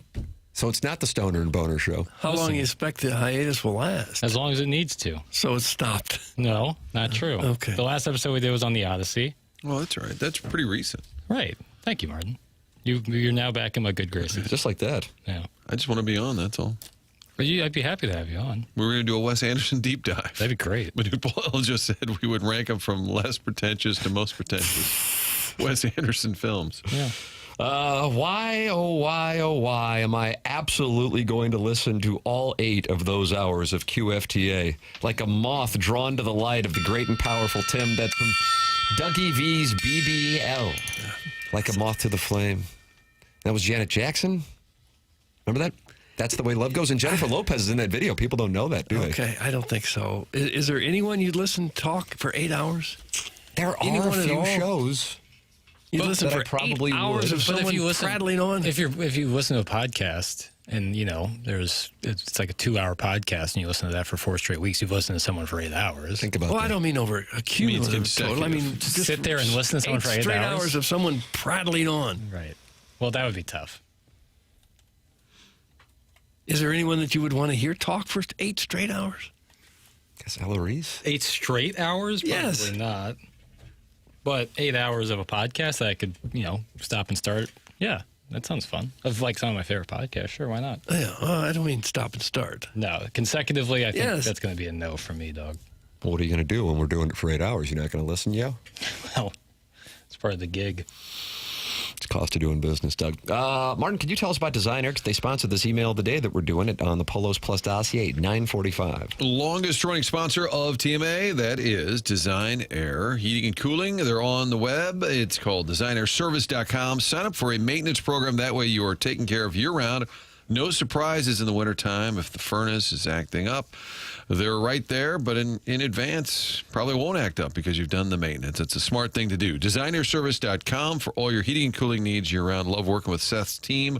Great employees who enjoy their job. There is a difference. When folks come out and do some work around your house, you can tell if an employee is not real happy with their situation. It's just a great team that Seth has assembled. There is a difference. And we love hearing the stories from you, the listeners, when you've had Design Air out to your home or place of business. So for commercial, residential, all your heating and cooling needs, TMA recommends one company, and that is designairservice.com. Yeah, there it is. That's Seth Goldcamp, sponsor of the email of the day and longtime sponsor of this program. Martin, Doug, and I are all clients. Email in. Designer Heating and Cooling email today, the morning after at InsideSTL.com. Doug, this forecast is just optimal. Today, sunny, high 84. Tomorrow, sunny, high 84. Saturday, 86. Sunday, 91. And now we're back. Here we go again. Right. Look at what happens next week. Good. Wow. 95 on Monday, 96 on Tuesday, 95 on Wednesday. Thursday, 98. 98 degrees, Nick Lachey, Drew, and Stan. And then 96 degrees on Friday. Yow.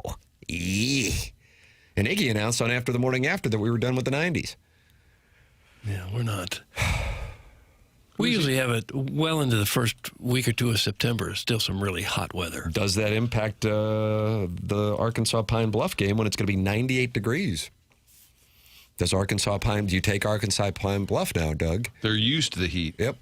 In Pine Bluff. I wouldn't change the bet, no. But that game is at night, right? Mm-hmm. Anyone So here that'll ever help by 10 degrees, maybe. Anyone here ever been to Pine Bluff, Arkansas? I have. I've been to Arkansas Pine Bluff. I covered the team. How was it? I hope that doesn't come off as a brag. No, that was a big get. You for should list all the programs that you've seen play football. Washita.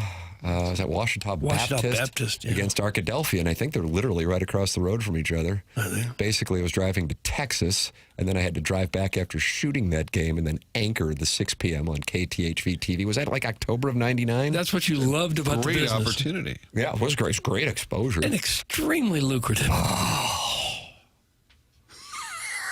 UCA, Central Arkansas, another Missouri opponent. Covered them. Scottie Pippen, Jackson?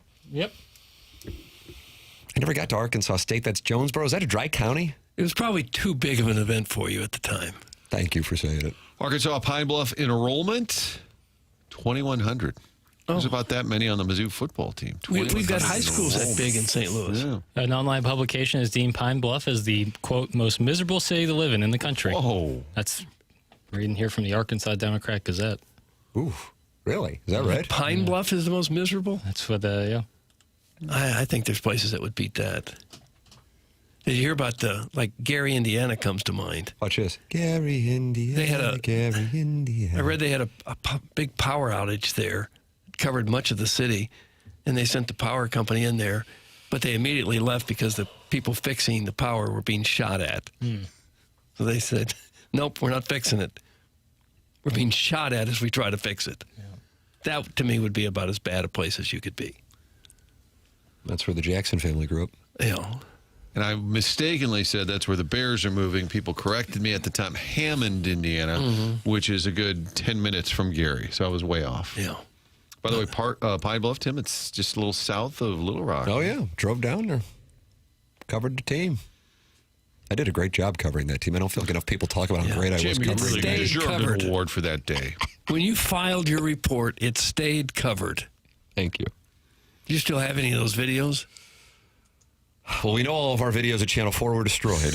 Not all, but most, I did, we were moving some stuff around, and big boxes of old things hadn't opened. I saved some newspapers from like the McGuire run in 1998, the Rammies winning the Super Bowl, Blues and some playoff wins. And there are some VHS tapes of my resume reel that I was sending out from Columbia, Missouri to these huge markets like Binghamton, New York, and Medford, Oregon, and Grand Junction, Colorado. And they were offering upwards of like $16,000 a year. I hope that doesn't come off as a brag. It's too much money for a young guy to handle. You wouldn't know what to do with it. There were always TV jobs available in the Philippines, too. You remember that? I did not know about the Philippines. There was broadcasting and cable, whatever the industry. Broadcasting magazine. Yeah, and in the back it would list openings, and there was always jobs in Manila. No, there I am. I think I fired a tape over there. Didn't get the job, Yeah, apparently. didn't make the cut, huh? I worked with a guy in Flagstaff. He said somewhere in this country there's just a landfill of all my tapes because he said I've sent so many tapes to so many stations. And it got expensive, too. He'd be at the Felt like it at the UPS, time, anyway. the FedEx. Yeah. I've worked in television for 11 years professionally. I mean, that van, too, she had to send out a lot of tapes, Doug. Good. And wound up in North Dakota. Yeah, that's how it works. Email in the morning after at InsideSTL.com. You're welcome to text in 314-399-9646. Call in the Callier and Thompson phone lines 314-974-0101. And you can talk it over with other TMA listeners. 272 are in there right now, talking to Ken Iggy Strode, Jock Hoare, and the Nipper School Monitor. And they're all in there having a wonderful time. It's the TMA STL YouTube channel. This is the morning after 101 ESPN.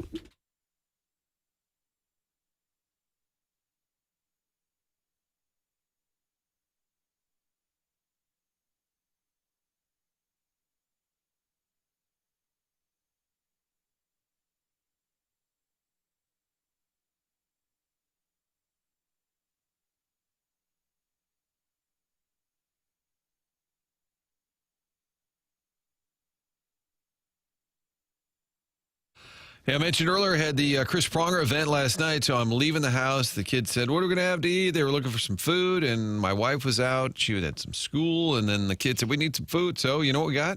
Little Village Bar to go. Grab some cheeseburgers, some waffle fries to go.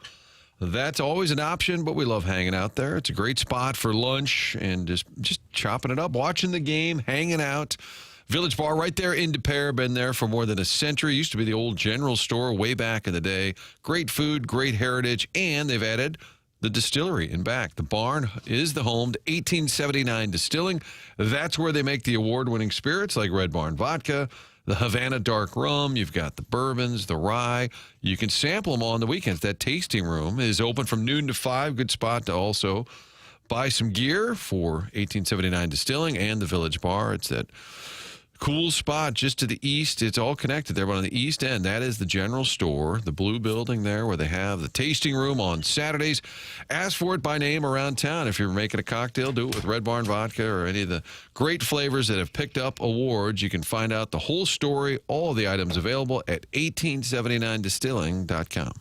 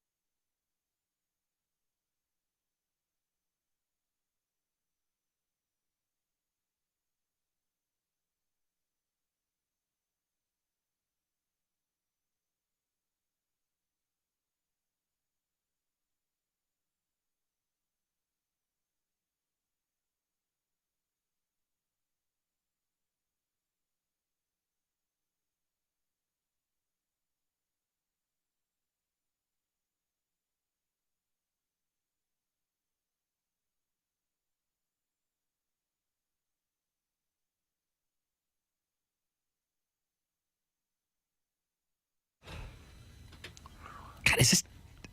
Who is this, Doug? I notice you noticing me.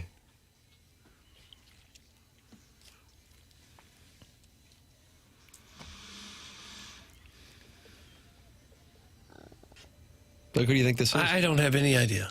The person singing right now is Akon. From St. Louis, Missouri. Yeah. Okay. But the song is by Cardinal Official. A Cardinal official. That's Cardinal Official. Chaim Bloom did this? Oh. No. I don't mean to get off topic here. Yeah, we don't like that. But I really need some help. Did Smash Mouth create the L for loser sign on the forehead, or was it already a thing and they just sang about it? I only ask here because I know Doug has the answer. That's from Ryan O'Briley. I don't know what the answer to that is. When did he come out with the song? Probably early 2000s. Smash Mouth was around like in 96-ish. Boy, with the benefit of hindsight, I really don't enjoy their music, and it didn't hit me until I was reading that. Really bad. You agree with me on that? You're an my God. all-star. Yeah. I mean, it was big when I was 8 and watching Shrek, but it's certainly... Just like yeah, hackneyed fest. It was really bad. No, they did not. What if they had Hackney Fest and they had headlining tonight? We got Smash Mouth, Katrina and the Waves. Yeah, you could have Barry Manilow will be along later. Hackney Fest. God. Daddy want wingy at the Baymont next week. That's from Big Ponds. Stop asking dumb questions, you cuck. It's from Jackson Soy Boy. I thought it was an interesting question. You're welcome to ask whatever questions you want. You can call in and do so. 314-974-0101. Collier and Thompson phone lines. You're also welcome to text those in at 314-399-9646. And, of course, you can talk it over with other TMA listeners and watch the program. It's the TMA STL YouTube channel. Eggplant Emojis talking to Percy Blumpkin, who's talking to the Nipper School monitor, who wants to clear house because he heard somebody was in there talking ass about Nipper. So there's a lot going on in that Form Energy YouTube chat. Jackie Papers, Molly Marmol talked about Mike McGreevy's start last night in the postgame as the Cardinals lose it by a run to make it 5 straight. Yeah, that was a rough start, and the sinker, that's his best pitch. That's what he leans on. It gives him success. That pitch was not there for him. The changeup, very little bite on that. I think 1 out of 10 on that pitch with all these lefties in the lineup. So they did a nice job. They had a good approach, and they took some very good swings off of him early. He had to fight through the rest of that game to get us as deep as possible, which he did. Fight Cardinals, beat Orioles with the bullpen. Fight Cardinals. Yeah, he was not locating that sinker all too well. No. He said in his postgame, he goes, yeah, I shouldn't have thrown that one to Pete Alonso. And Alonso's stat, I don't know if it's at Busch or just against the Cardinals. He homers every 9.5 at bats. Oh, wow, Well, nice. you got to get him off his feet.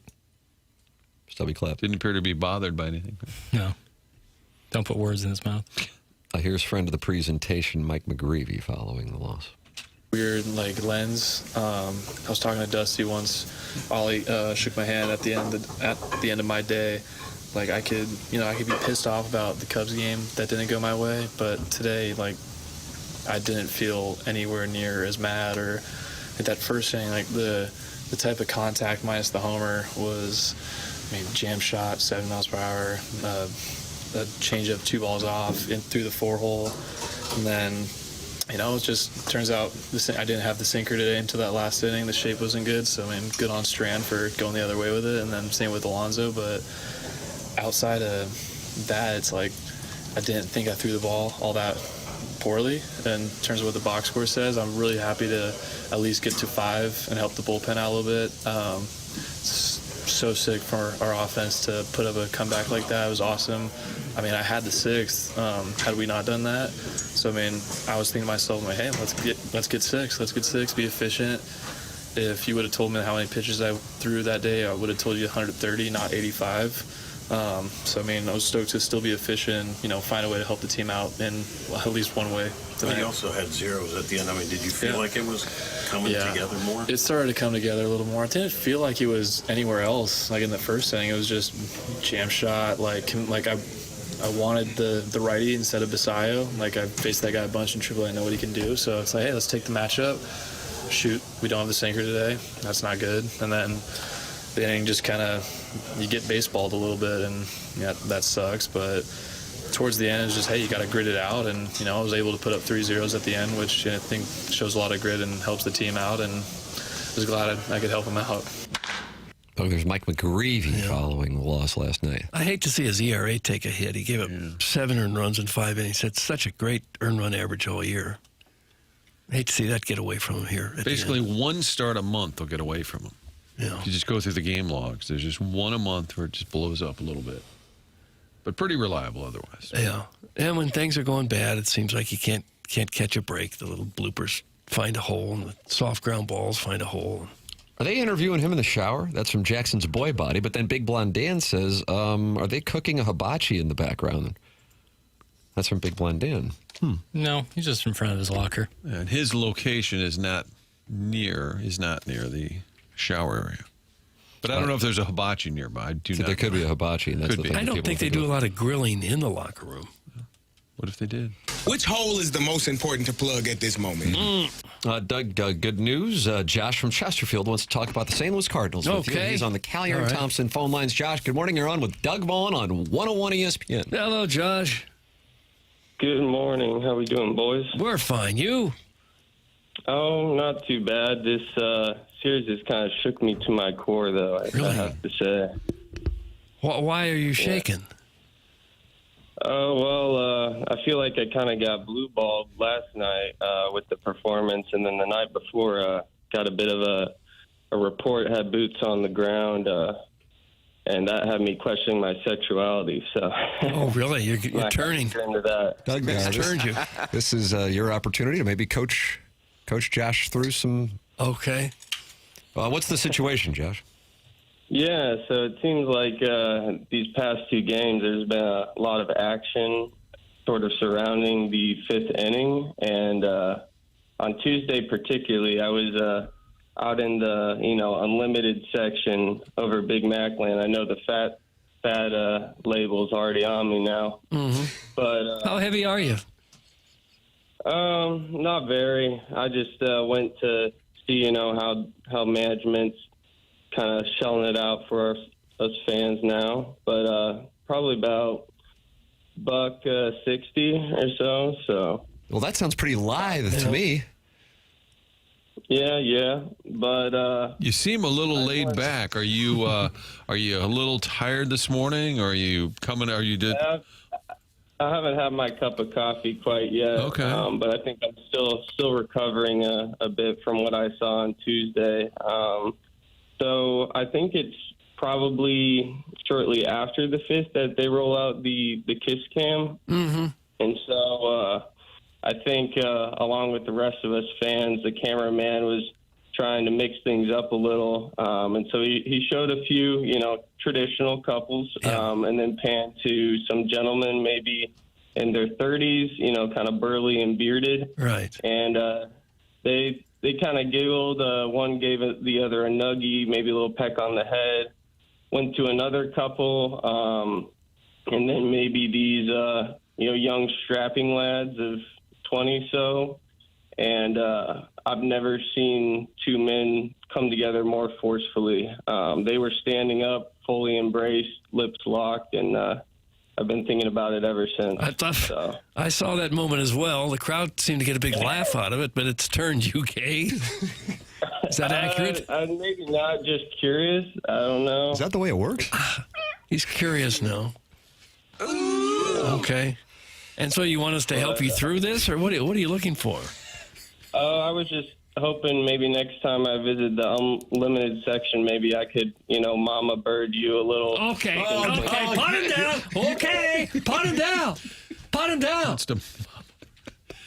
He wants to mama bird you, Doug. Mind if I stop by with some brisket and robin feed with you? How, Papers? How do you have that just handy? Man, this is hot.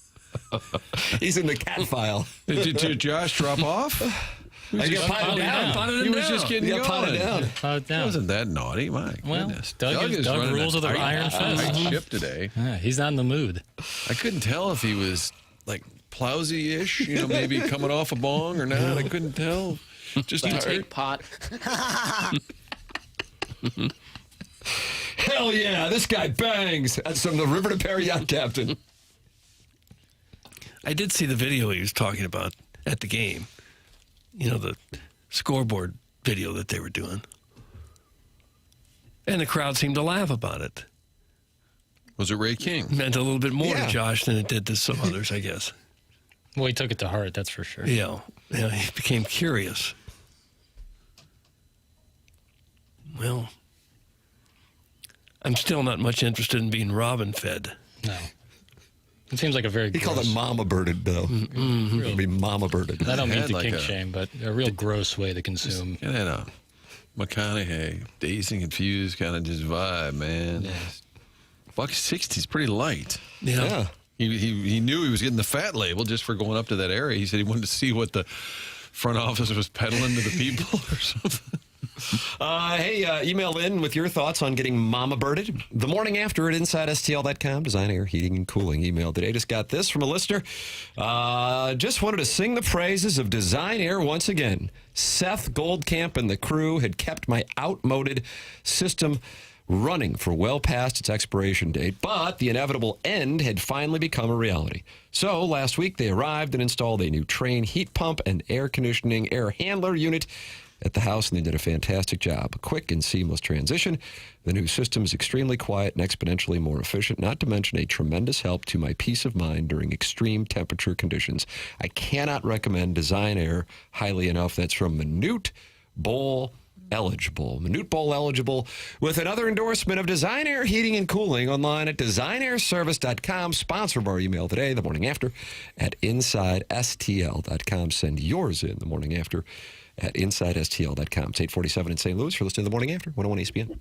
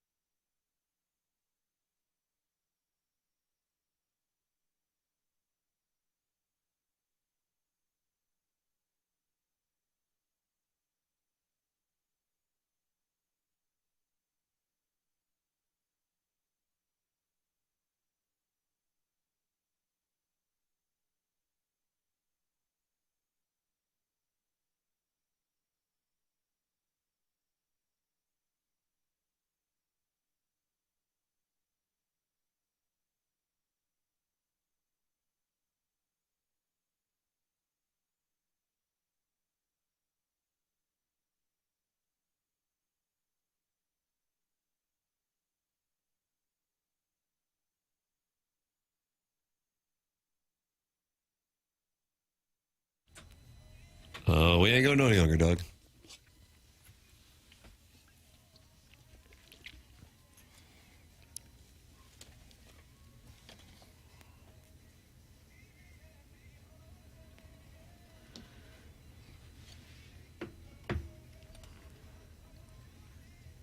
Ain't getting no younger, so we might as well do it.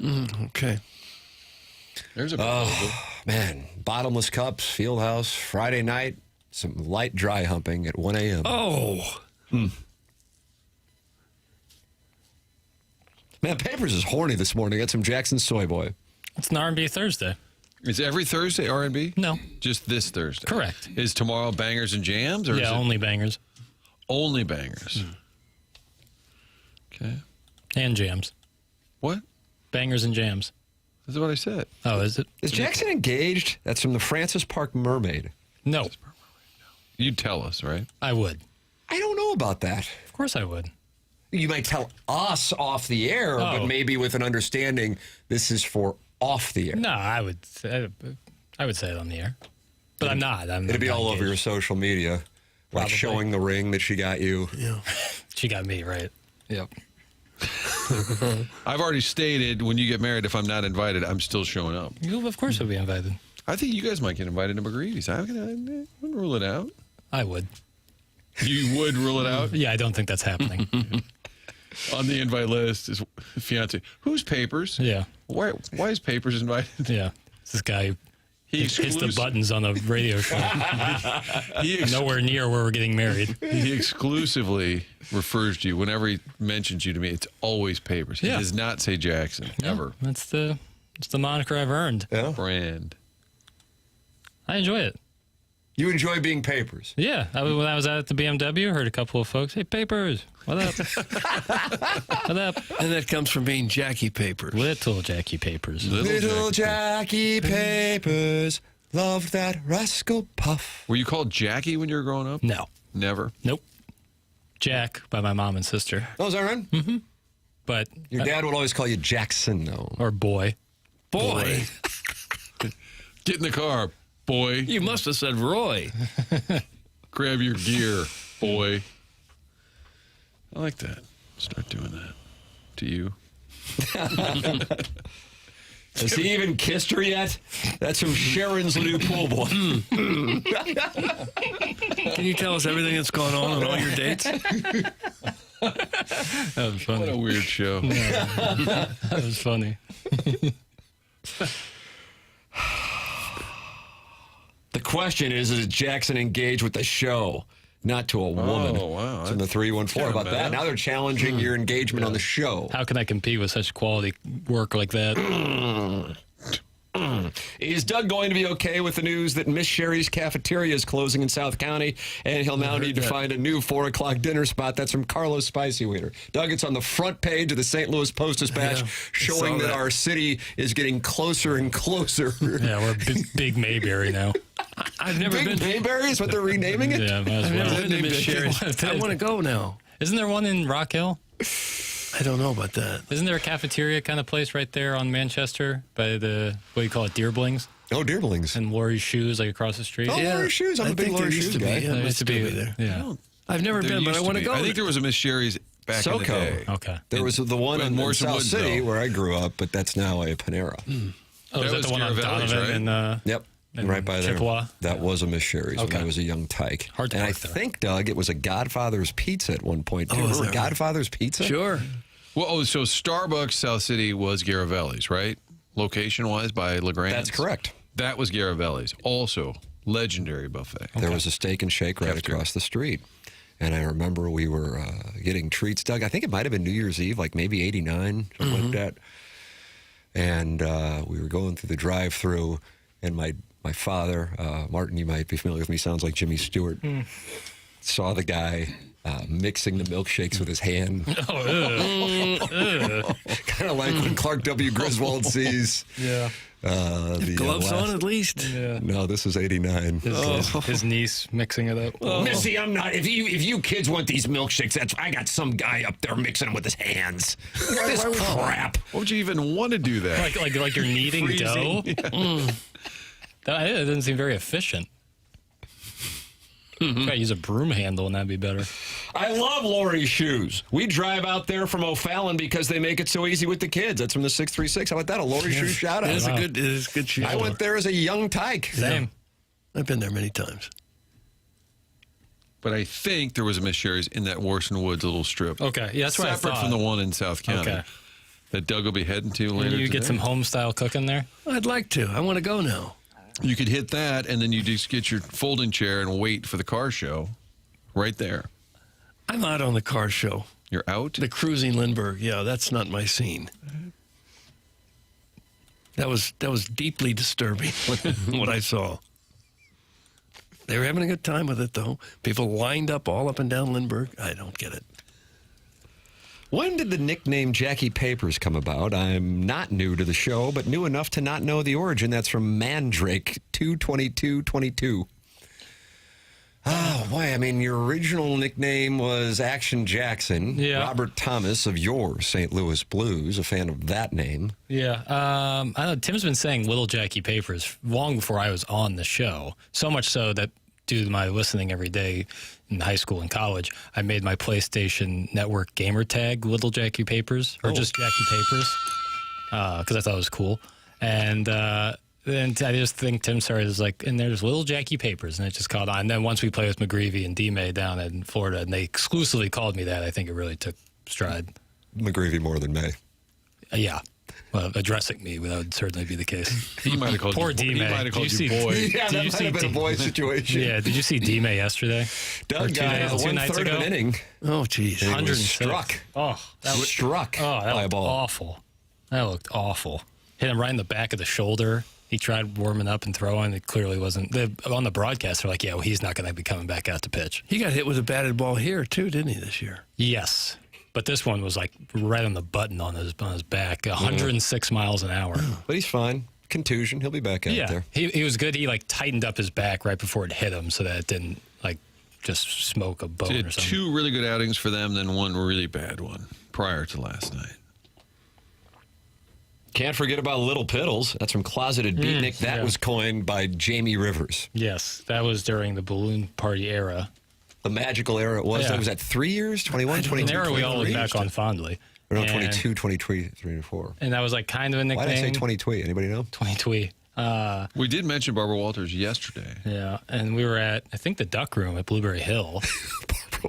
And I guess this is correct. Yeah, I think I bumped into Jamie, and Tim was right there in the vicinity. And he goes, "Oh, excuse me, Piddles."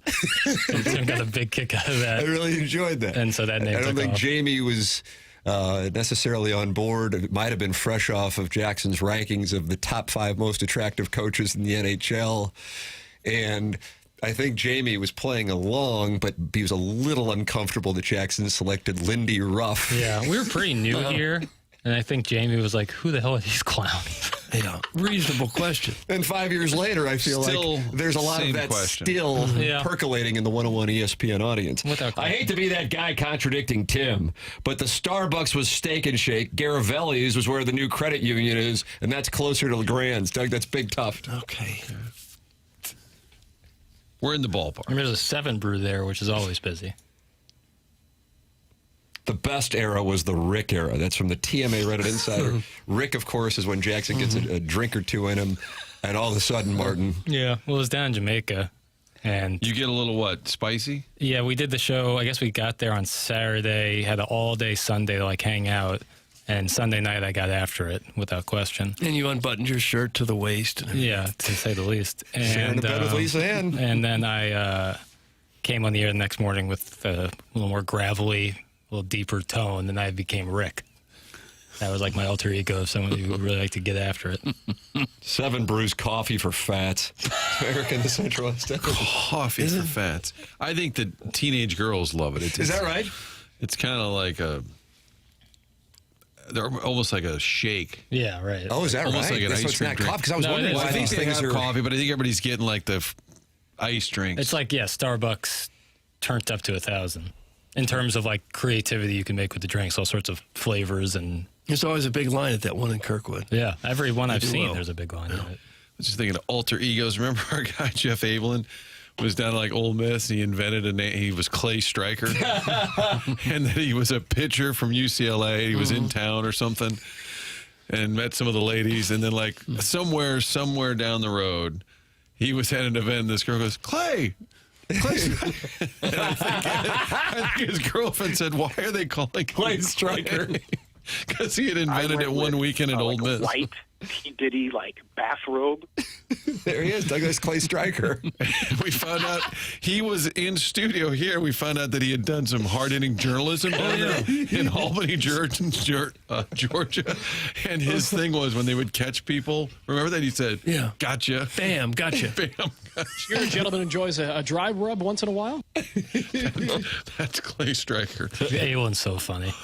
7 Brews exists so Afton Blobs can consume 2,400 calories, but explain it away as, quote, "Mama needs more caffeine." That's from Shrimply Pibbles. That's what I just don't understand about it is I see it. I'll drive past one at 5 p.m. and it's packed with people. Are people drinking coffee that late in the day? If I were to have coffee at 5 p.m., I wouldn't go to bed till 3 a.m. People are hooked on it at Starbucks. But I know that they have soda and stuff and other stuff. But probably those dirty sodas. Right. What's a dirty soda? It's soda with dairy in it, like creamer. Oh, yeah.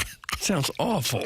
It's not. I've had it. It's not bad. Why would you do that? It's I think it's dairy free, like creamers. But yes, it's big. It's huge in Utah. I believe a lot of the Mormon population does not drink, so their kind of vice is soda, and they've had enough of just drinking soda, so they're trying to turn it up a bit with cream.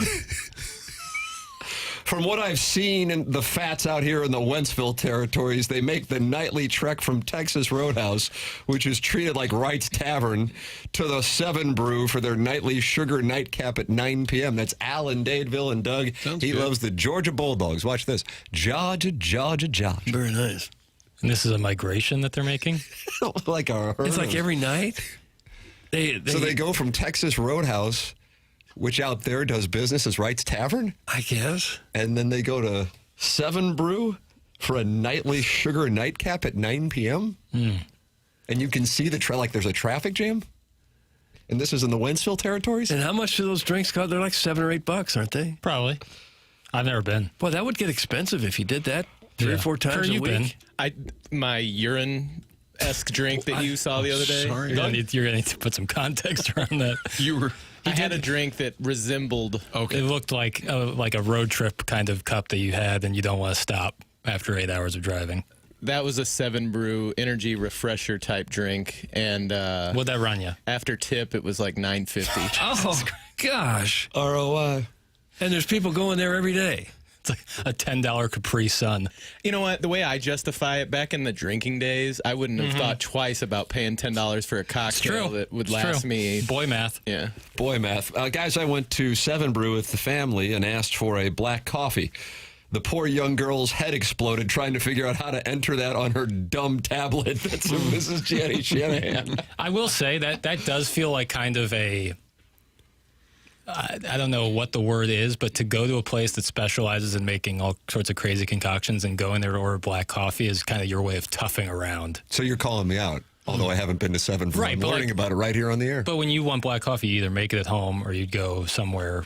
I just want black coffee. That's all I drink. Right. So and I couldn't love it anymore. So you'd make it at home. You wouldn't go out to a place to spend... I mean, if I'm out, like when we'll be in Columbia here a few Saturdays, I'll definitely be going to. I'd probably go to Starbucks. Starbucks right off of Broadway, probably. But getting black coffee there, I don't think is as big. Like 7 Brew is like we specialize in these like crazy coffees. To just get black coffee there feels like you're kind of. So you want to fight Mrs. Jenny Shanahan? I don't want to fight anybody ever. If you're just getting black coffee, wouldn't that be pretty much the same wherever you go? I would think you go to a convenience store. Yes, I mean, the coffee does taste different. You need Juan Valdez getting those beans. But the convenience stores now have all sorts of different kinds of brews, and it's nice. Like, I don't know, you pay $2 instead of paying probably $4 or $5 at a specialty place. Here, look at 7 Brew's main page of featured drinks. It looks like you're at A&W. Many of them have whipped cream. Yes. My mother-in-law asked for a decaf coffee at 7 Brew, and they called Homeland Security on her. That's from the Kirkwood Frontenac Bi-City area layman. Oh, there's a lot of 7 Brew talk in this Air Comfort Service text inbox. Yes, Chairman, what's going on? Jackson, were you the one that told me that, like, straight black coffee is best out of like a small little styrofoam cup. Oh, yeah. Real old school. That's like meat and potatoes. Yeah, with a dart. That's how you do it. I don't smoke, but, I imagine. Rick would smoke. Yeah. Yes, he would. Well, especially if you're trying to get some movement going. Mm-hmm. I almost stole one of Ig's cigarettes yesterday. Yeah, you were going to grab one of those Salems. Charge you for a stick. Just for a bit. I was actually going to put it in my mouth just for the visual. And then before I did, he goes, 75 cents. He had it tabulated what it would cost if I pulled out one of his darts. Yep. I thought it'd be a fun ATMA exclusive, me smoking. In the studio after swearing. And then I realized when he I didn't care about the 75 cents, but I just realized what it meant to him. Did you guys ever do radio back when they would smoke in the studio? No. Or like in the newsroom or anything that's like that? going way back when they did that. Did they ever smoke on the news, Doug? Like when they would do, they'd be like, Everett Armuro did. Would he be like, here's the latest from Tulsa? Like, he was just like, we're going to head out live to Salt Lake, but you'd have a big puff before you couldn't make it to the half-hour news? I don't know that the network news guys ever did that, but Edward Armuro during his interviews certainly did. Just light up a tart? Yeah, he'd be smoking. Tell me about this spring training you're having, young man. Well, the whole world was, or the whole country was smoking. If you go in the 40s and the 50s, and almost every adult smoked. I'm always fascinated with how late smoking on airplanes was fully banned. It wasn't until like the late 80s? Yeah. Wow. What if Haim sat down at the picnic table? We're all like, how are you, man? How's it going? Feels like Jay might have done that. Jennings. It was common that people would smoke in their offices. Right. Channel 4, they used to allow that, and then they built a smoking room and look up at the ceiling tile, and it was like bright yellow, like what you see in a bowling alley or something. Well, but I think that's what you're breathing in here. What about that smoking cage that they have at the airport? Tough. Overbearing sports dad sideways in the Form Energy. That seems like a theme. Overbearing sports dad sideways. I don't know what's going on, but I guess people are mocking chain restaurants, and he doesn't like it. I'm too good for a chain restaurant guy needs a ranking. That's from Overbearing Sports Dad, and he's sideways with Carlos Spicy Wiener, or maybe the Worsonwoods Wacko, am I right? Yes, said Chairman, what's going on in the Form Energy YouTube Patron chat? saint. A war on Texas Roadhouse. I loved it. We went there, was it last spring? Oh, man, it was fun. There's some great chain That restaurants. butter will give you that sugar foot you were talking about. Yeah, earlier. no doubt, but it's delicious. It's like a cinnamon butter, Doug. You put it on the roll. Okay. Can you still just eat peanuts and throw them on the floor there? No, you're thinking of Ground round. Back in the day, it was did the Texas ground Roadhouse used to do that? I don't know. I'm not an expert. I did go once, but I'm not an expert. Maybe they did. But they would have stolen that, Doug's right, from the ground round back in the day. And then it was Jacks are better. Yeah, I remember that. Pony. Nostalgia merchant happening in Send your real emails time. in, Design Air Heating and Cooling email of the day. And you can email the morning after at InsideSTL.com. That comes your way at 9:45. Brad Thompson's at 9:30 on the Polos Plus dossier. Matt Holliday, Martin, you were at 50-50. Where are you now? Yeah, well, when I did fire off a text earlier, and then it says notification silenced. Yeah, he's probably on Do Not Disturb. But we'll see. Carlos Spicy Wiener has responded to the Overbearing Sports Dad. If any Wentzvilles, Cottlevilles, or Jeffcos are trying to watch their figure, dirty sodas only clock in at 500 to 1,000 calories. That's Carlos Spicy Wiener. Yeah, it's tough. 1,000 calories for a soda. And this is likely how you're starting your day. Laying a base? Mm-hmm. Doesn't set a good You're precedent. just getting necessarily. going. You're on your way to 5,000 or 6,000 calories if you're starting with $1,000 soda. You think you've ever had 6,000 calories in a day? Probably. I absolutely. Oh, yeah. Yeah. Yeah. God, when you combine like eating like at Willie's during the Yeah, day and booze. and then drinking Yeah. and then finishing it off either at the diner with what was it, a slinger there or stretch there? Slinger when it's in St. Stretch. Louis, stretch in Columbia. Yeah. You're only supposed to have, 2,000 calories a day? Depended on your body composition. That's but correct. Yeah, it depends. On average, I would say 2,000 is probably a good number. What's a donut? 1,000? No. 700? I'd say it depends, but I would say the sweet spot's about 400, 450. Okay. So you're trying three or four to of them. calculate how many donuts I can fit in. Well, I'm thinking even If I go on a 1.5 mile run. Yeah. The average miles per gallon of every vehicle in a Texas Roadhouse parking lot is 6. That's from Doug's Prison Wallet. That's 6 miles per gallon? A lot of big trucks? Not very good. I did go in there once, and I want to state that I had a very good time, but there wasn't a lot of gentlemen in sleeves when I was in there. In sleeves? They were sleeveless. Huh. and I thought that was interesting. But I did enjoy the piece of beef I had. So they're just in there in T-shirts with cut-off sleeves? I saw a healthy amount. It was packed to the gills, though. Yeah. Fairview Heights. But you can see the other gentleman's armpit hair while you eat.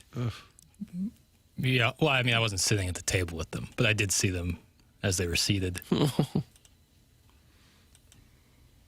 And they sing to you, too, on your birthday. Oh, will they really? Sure.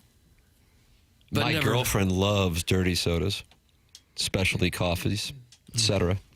I always get black coffee or espresso when we go, and no one cares. This is a dopey Gen X trope. That's from Uncle Wally's Plastic Air.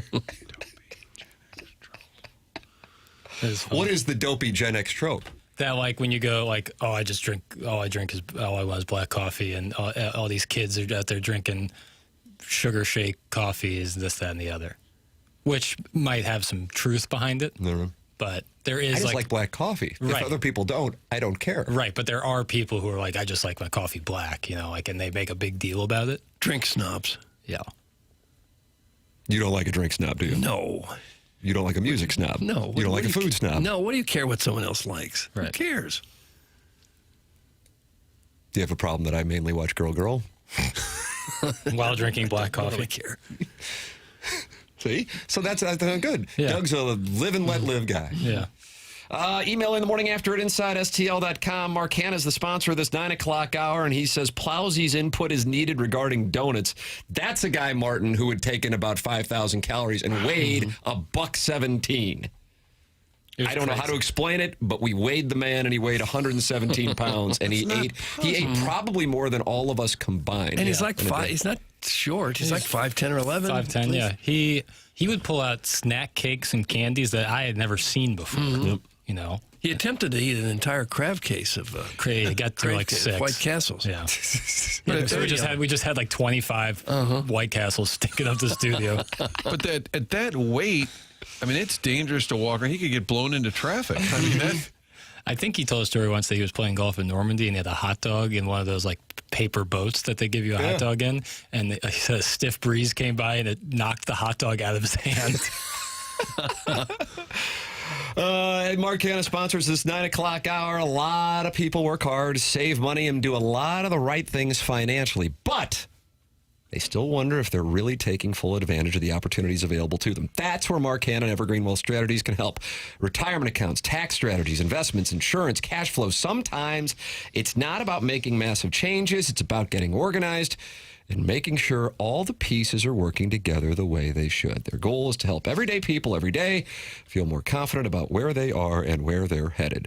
Learn more about making financial planning fit into your life without taking over your life at evergreen-ws.com. That's Mark Hanna, Evergreen Wealth Strategies. He works with Doug's son, Greg Vaughn, at Evergreen Wealth Strategies. Check them out at evergreen-ws.com.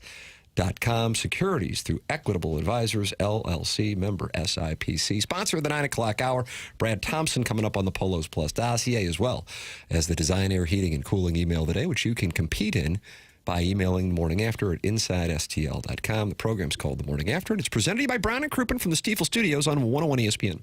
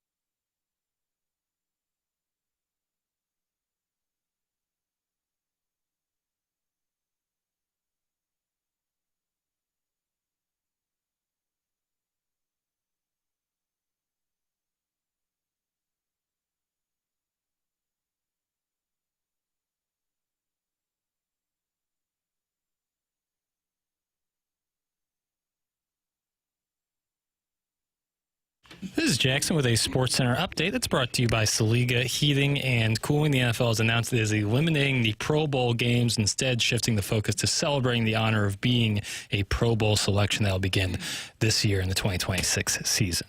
That was another SportsCenter update brought to you by Saliga Heating and Cooling, a Daikin heating and air conditioning dealer.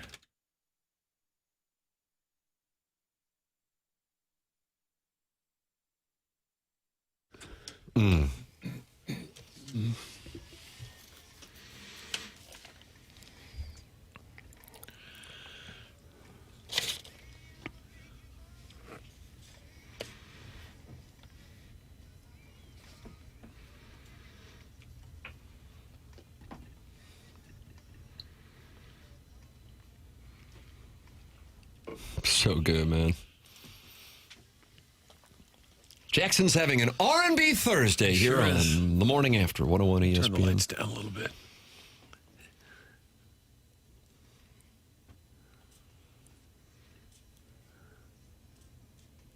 Overbearing Sports Dad's coming for everybody. I like that. I mean, he's just Jon Snowing it. I can't afford an expensive truck. That's not really the flex you think it is, prison wallet. So, Overbearing Sports Dads is coming for everybody today.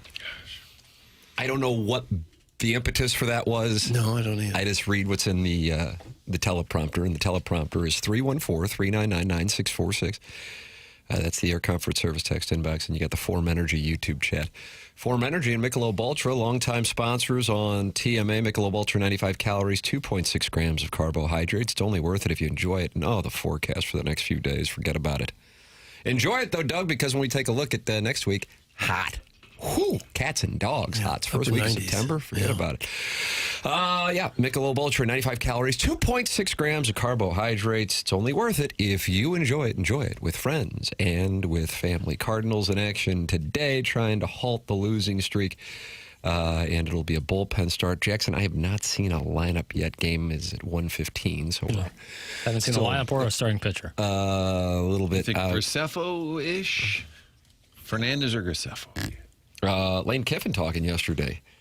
He thinks he is in the right on this NFL fifth-year situation. He talked it over with Pat McAfee. Here is the train.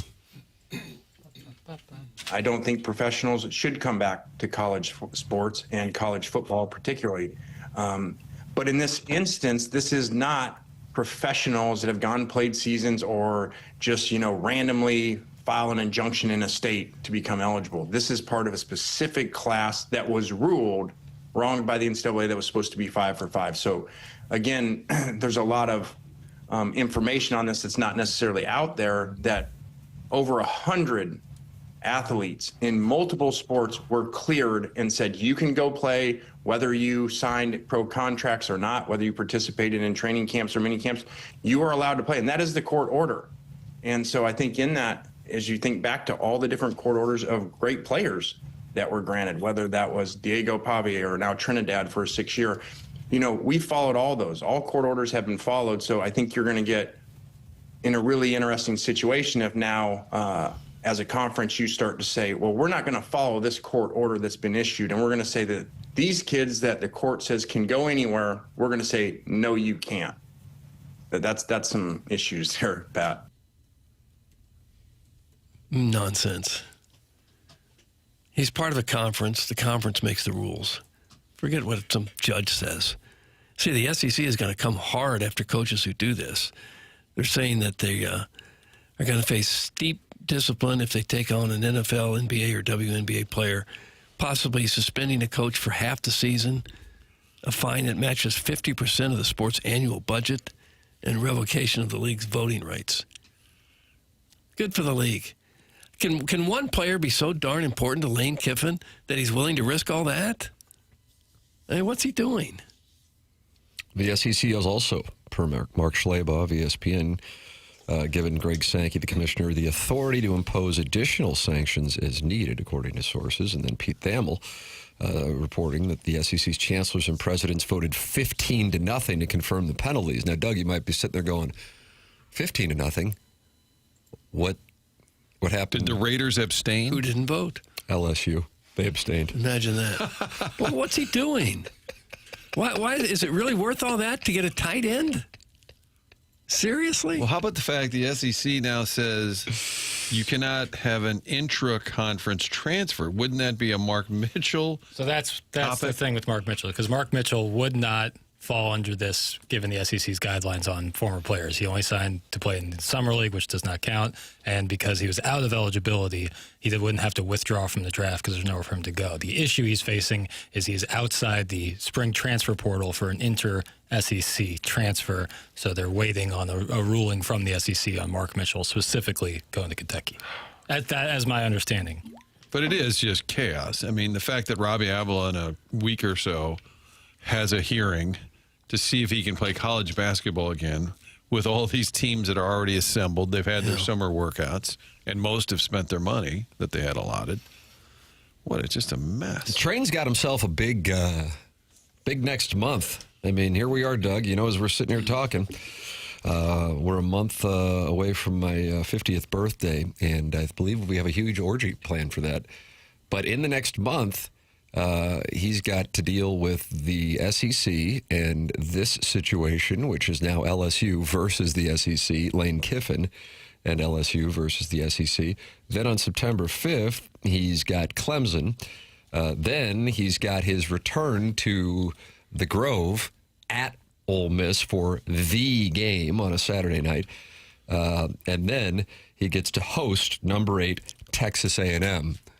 We're going to know a whole lot more about Lane Kiffin and his time in Baton Rouge over the next month. It's going to be real easy to root against LSU, I think, for a lot of people. Starting with him, and then now the way they're going about it. Right.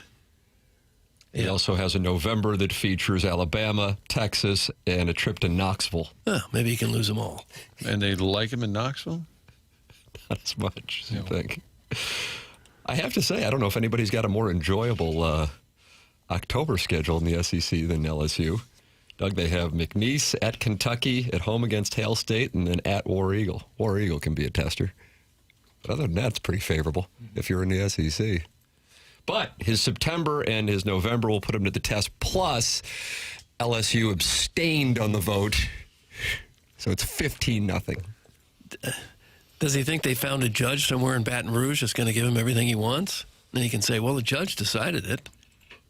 I think in That's his mind, crazy. the judge has already decided it. That's kind of where his issue is that a federal judge has decided that these players get an extra year of eligibility, but the conference is telling him he can't. Yeah. Right. A texter said that. The court says the player is eligible. That doesn't mean the conference has to approve. Right. It doesn't seem like it's appropriate for the court to decide what a conference deems as someone eligible or ineligible. Right. And as much as everyone hates politics on all sides of the aisle, I do think this Save College Sports Act would be nice to get this pushed through, just so there's some clarity, that there are some rules in place that just can't continue. Yeah, because it only takes one rogue coach like this to just clog the system and make a mess of it all.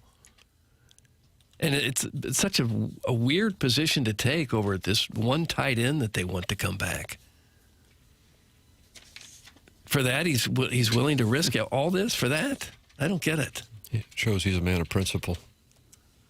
He's all about the kids, Doug. Sure You he see is. that? Yeah. Not about the money for him. I'm kind of looking forward to Brian Kelly being on TV and just seeing if he's hammering on LSU, like when they struggle. I think Brian Kelly on TV is going to be a lot more games and not necessarily the glamour games based on the schedule that we saw in the So one he's that's not in the for. studio Perhaps he can use an accent for whatever part of the country he goes to. each week. Instead of studying like the depth charts, he just has a voice coach all week to change his accent. Brad Thompson's going to join us coming up in the next segment here on TMA. The program is broadcasting live from the Stifel studios.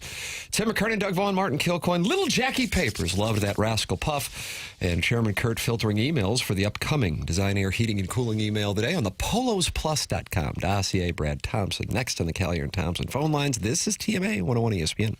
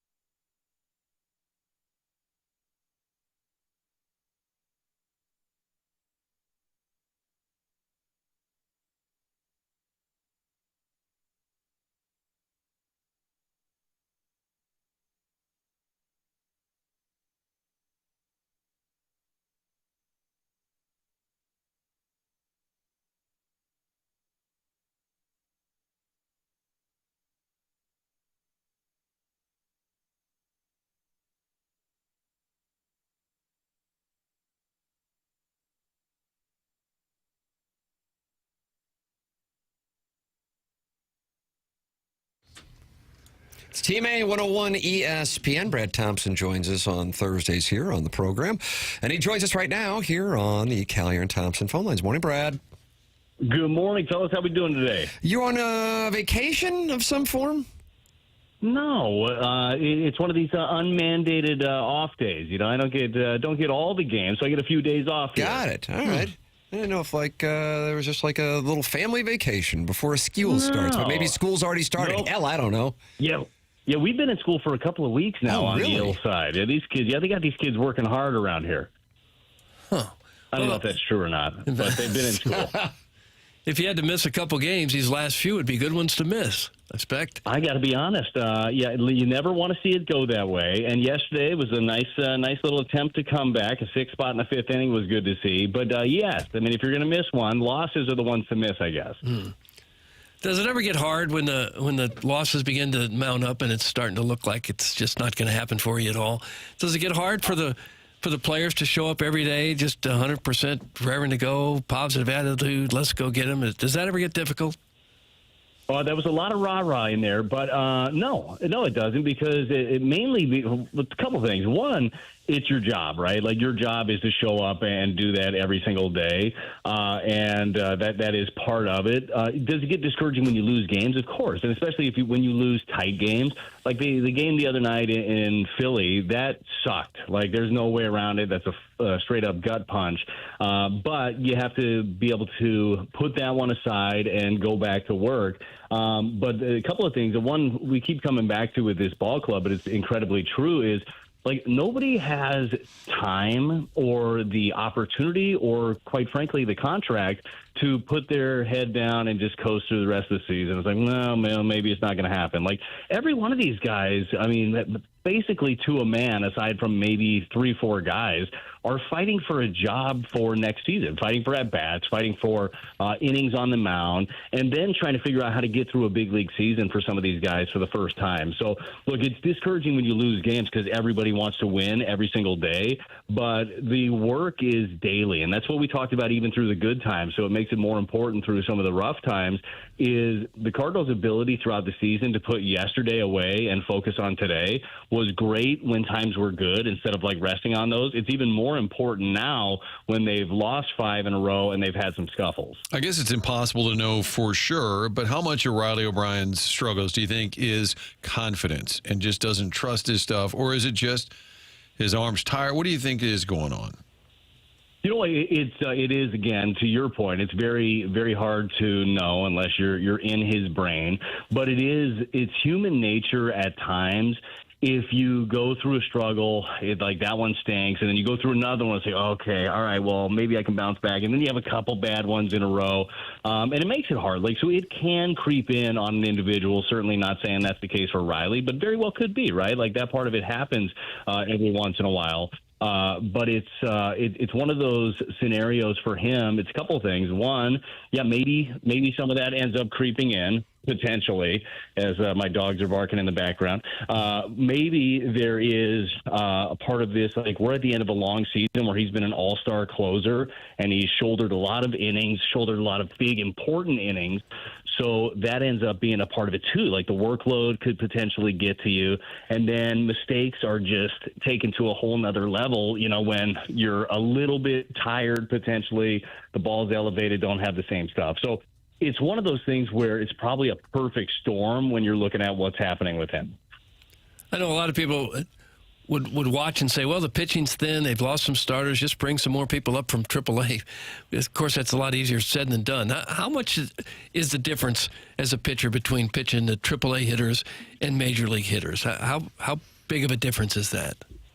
Oh, it's drastic. I mean, it's the best of the best. And I would say, like, that jump right now, Doug, is way bigger than it's ever been before, just because you don't have those guys at AAA anymore. You don't have those, like, seasoned veterans that are sitting there in AAA that have been in the big leagues a long time. Now you have, like, more kids at AAA, and whether this is from a pitching standpoint or a hitting standpoint, the learning curve jumps so much when you get to the big league. So, yeah, it's easy to say just go grab an arm, and obviously there are contractual issues with that too.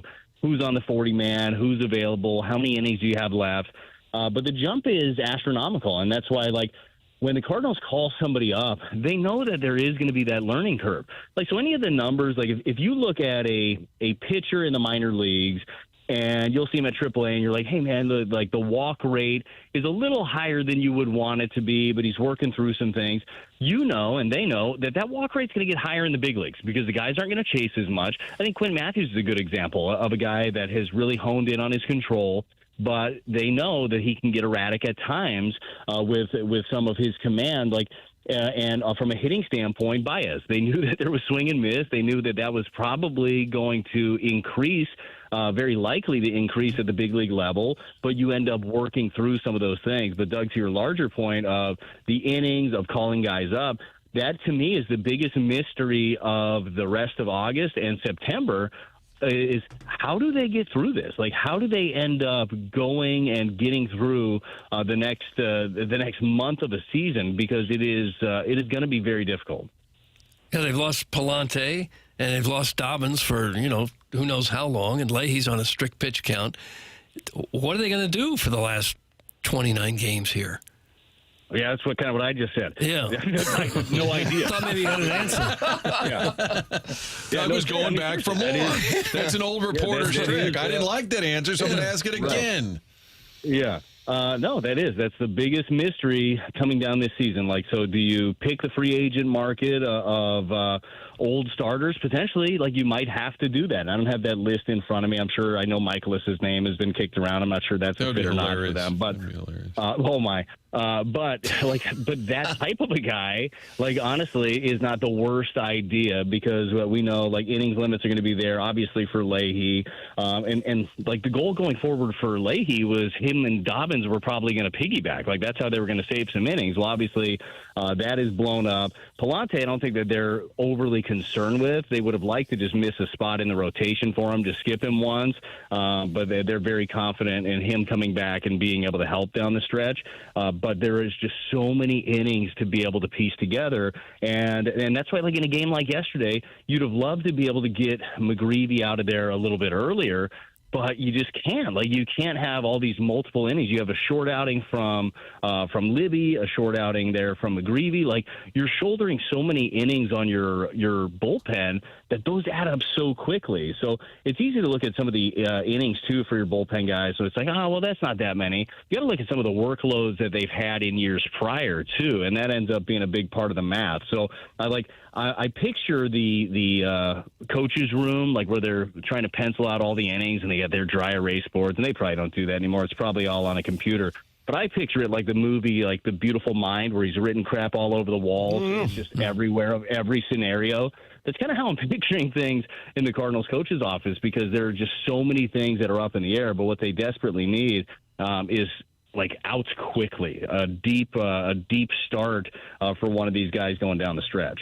What do you think is, like, down the stretcher for Matthew Liberatore? Do you think it is sort of an audition to whether he stays in that rotation for next year? I feel like that's got to be up for grabs. I don't know how he's approaching it, but I would think, even though the season's getting away from the team in terms of the standings, I would think these are big starts for Liberatore the rest of the way. I think it has to be. Like, there's no way that you could go in, and I'm a huge Matthew Liberatore fan of the pitcher and the player, but there's no way you could go into next year off of the season that he's having and feel like you have a shoe into this rotation, right? So the idea of finishing strong is still huge for him. And then even if that happens, I mean, you've got enough data points in this year, it should be a competition next year. It should be as many guys. Like, it's something when you look at the bulk of the year for a few guys, some guys have proven things. Andre Palante has proven he is a proven major league starter. Like, and you can lean on him going into next year. I believe the same thing can be said for Michael McGreevy, the way that he's gone about it. Like, he has proven that. Kyle Leahy has proven that he can be a big league starter and a damn good one. Like, those things have been proven. Libby didn't back it up after last year with the overall numbers this year. At times, you absolutely see it. And I totally believe that he is a big league arm. The question is, how is that arm going to be utilized? Will it be in rotation? Will it be a swing guy? Will it be a long guy? Will he be that Andrew Miller hybrid type guy? I feel like his stuff ticks up a little bit out of the bullpen also. But yeah, to go into next season and feel like that's a for sure thing in the rotation, I don't think that either side can look at it that way.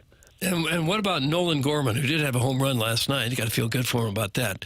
What do you think his future looks like with the team? Is he still in the mix? I think that he is still in the mix just because there's not an heir apparent currently, but I know that they're excited about giving Blaze Jordan an offseason to train like a big leaguer with a real plan of, hey, this is what we need from you. This is where we believe you can get better. Here are some of the plans for foot speed, for glove work, and then see what he ends up doing with it. And, a younger version, obviously a right-handed bat version of what Gorman potentially can be. I was very happy for him to see the home run. It's nice, too, to see some of the changes that he's made. They're very tangible when you're watching his swing. He is standing more upright. He is a little quicker with his hands.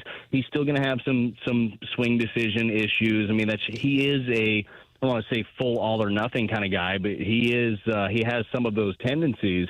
But I still root for him because, one is, what a left-handed power bat like that can do to a lineup. I mean, it's game-changing. We saw it a couple of years ago with him when he led the club in homers. But he is another guy, Doug, where you look at him and say, hey, you have to earn it now. You had been given some opportunities for a couple of years, and now you got to earn it. So I don't know who is going to run with that job in 2027. Obviously, two of those guys are in the mix. Who knows, man? Maybe the young man that they got who's hitting bombs left and right, the other Baez, Jesus Baez, who plays middle infield, can slide over to third base. I know he's played a little third as well, and be in that conversation, right? And what we would want and what they want organizationally is depth and options instead of, we'll give this guy another whirl. That's what they've been trying to build here with all of these trades and obviously through the draft process is building depth, building options, and then see who ends up coming to light, who ends up coming out of that, and the guys that don't, maybe there are assets in other deals, just creating as many options as you possibly can is what they're trying to do. And I think they've done a really good job of restocking a farm system. Brad Thompson with us here on TMA every Thursday, giving us his perspective. Brad, we always appreciate the time, sir. Thanks so much, man. No problem, guys. I'll talk to you next week. Thanks, Brad. That's Brad Thompson with us on the Collier and Thompson phone lines, talking it over with regard to the Cardinals. You're welcome to get involved. We have the Design Air Heating and Cooling email of the day coming up here in our next segment. Always welcome to email in the morning after at InsideSTL.com. You can watch the program and talk it over with the TMA listeners. Subscribe to the TMA STL YouTube channel. Open up your YouTube app, type TMA STL, subscribe to the channel, and you can watch the program and interact with other listeners in the Form Energy YouTube chat. That Tommy Cebulka was kind enough to send me a wonderful email about the TMA sponsor ecosystem. And I'll tell you this, if you are looking to support a sponsor and you have a business or just a vehicle that you want to take care of, go to VIP Auto Accessories. They really do take care of everything. They're a one-stop shop in business since 1979 in St. Louis, 47 years. Tommy Cebulka and Brian Gregg. VIP offers full-service fleet maintenance and repair, anything from a simple oil change to full engine repair and everything in between. They employ ASE certified mechanics and can provide pickup and delivery of your units to limit downtime. That's right, pickup and delivery of your units to limit downtime. VIP works with all the major fleet management companies. Fleet maintenance and repair is just another in-house service VIP offers to make them a true one-stop shop. For all your commercial vehicle upfit needs, ask for Tommy Cebulka, and for all your aftermarket vehicle accessories needs, ask for Brian Gregg. And tell them TMA sent you. VIPAutoaccessories.com. That's VIPAutoaccessories.com. It's 9:45 in St. Louis. Time check brought to you by Clarkson Jewelers, an officially licensed Rolex jeweler. Coming up on the PolosPlus.com dossier, we have the Design Air Heating and Cooling email of the day next on 101 ESPN from the Stifel Studios.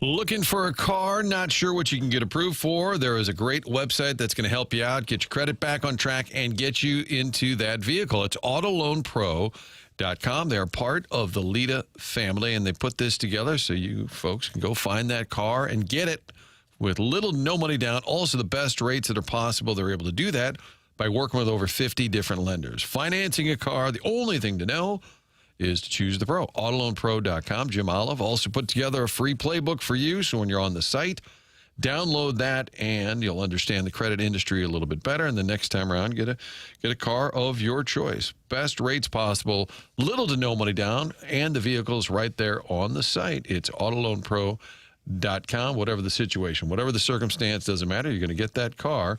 And you'll learn a little bit by grabbing that free playbook. Best financing possible for you at autoloanpro.com.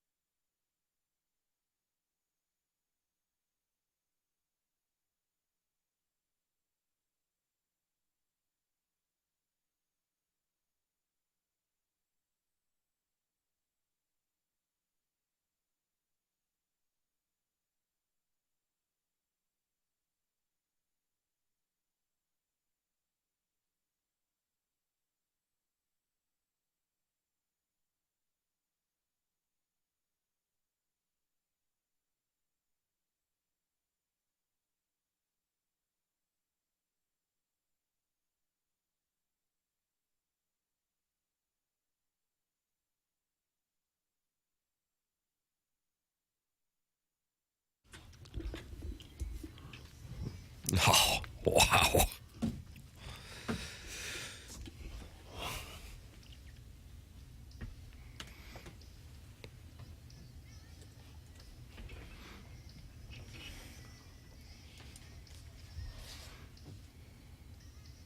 Hmm.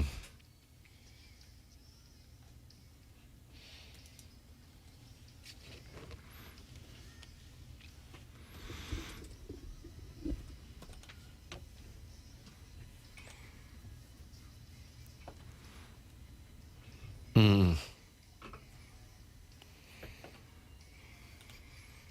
How do you like this one, Doug? At first, I couldn't tell if it was a man or woman. Kind of It's a fella? Bee Gees kind of vibe. Similar, Who is it, Papes? The artist formerly known as. Oh, really? No. Oh, you didn't know that? No, it's really high pitched. Big hit 90. What do you think? I think 93's live. I think 91's live. I know 94 is not. So here's what I'm going to do: 92 to get me 91 and 93. Final answer. Hold on.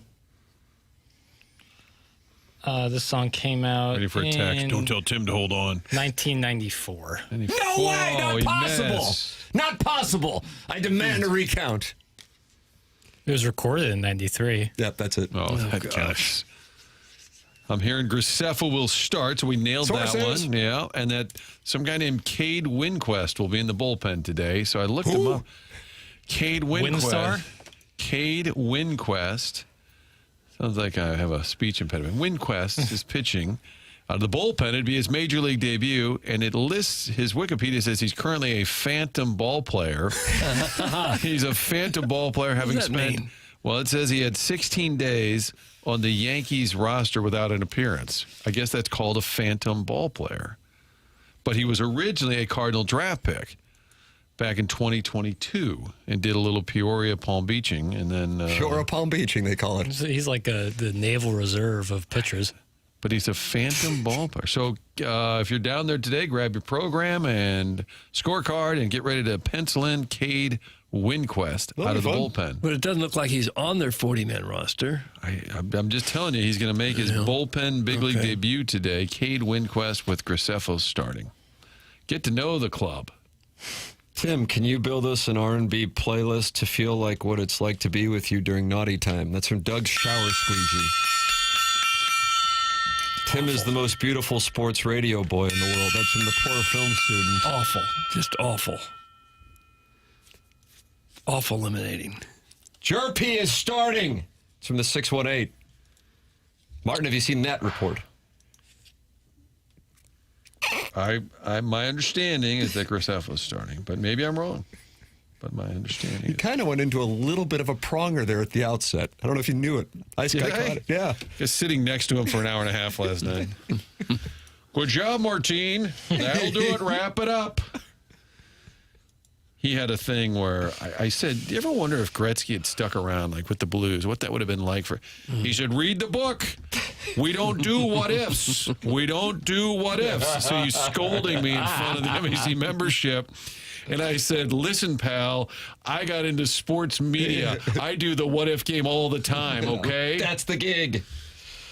Did you guys know Wentzville is the only city in Missouri where the average weight of women is higher than men?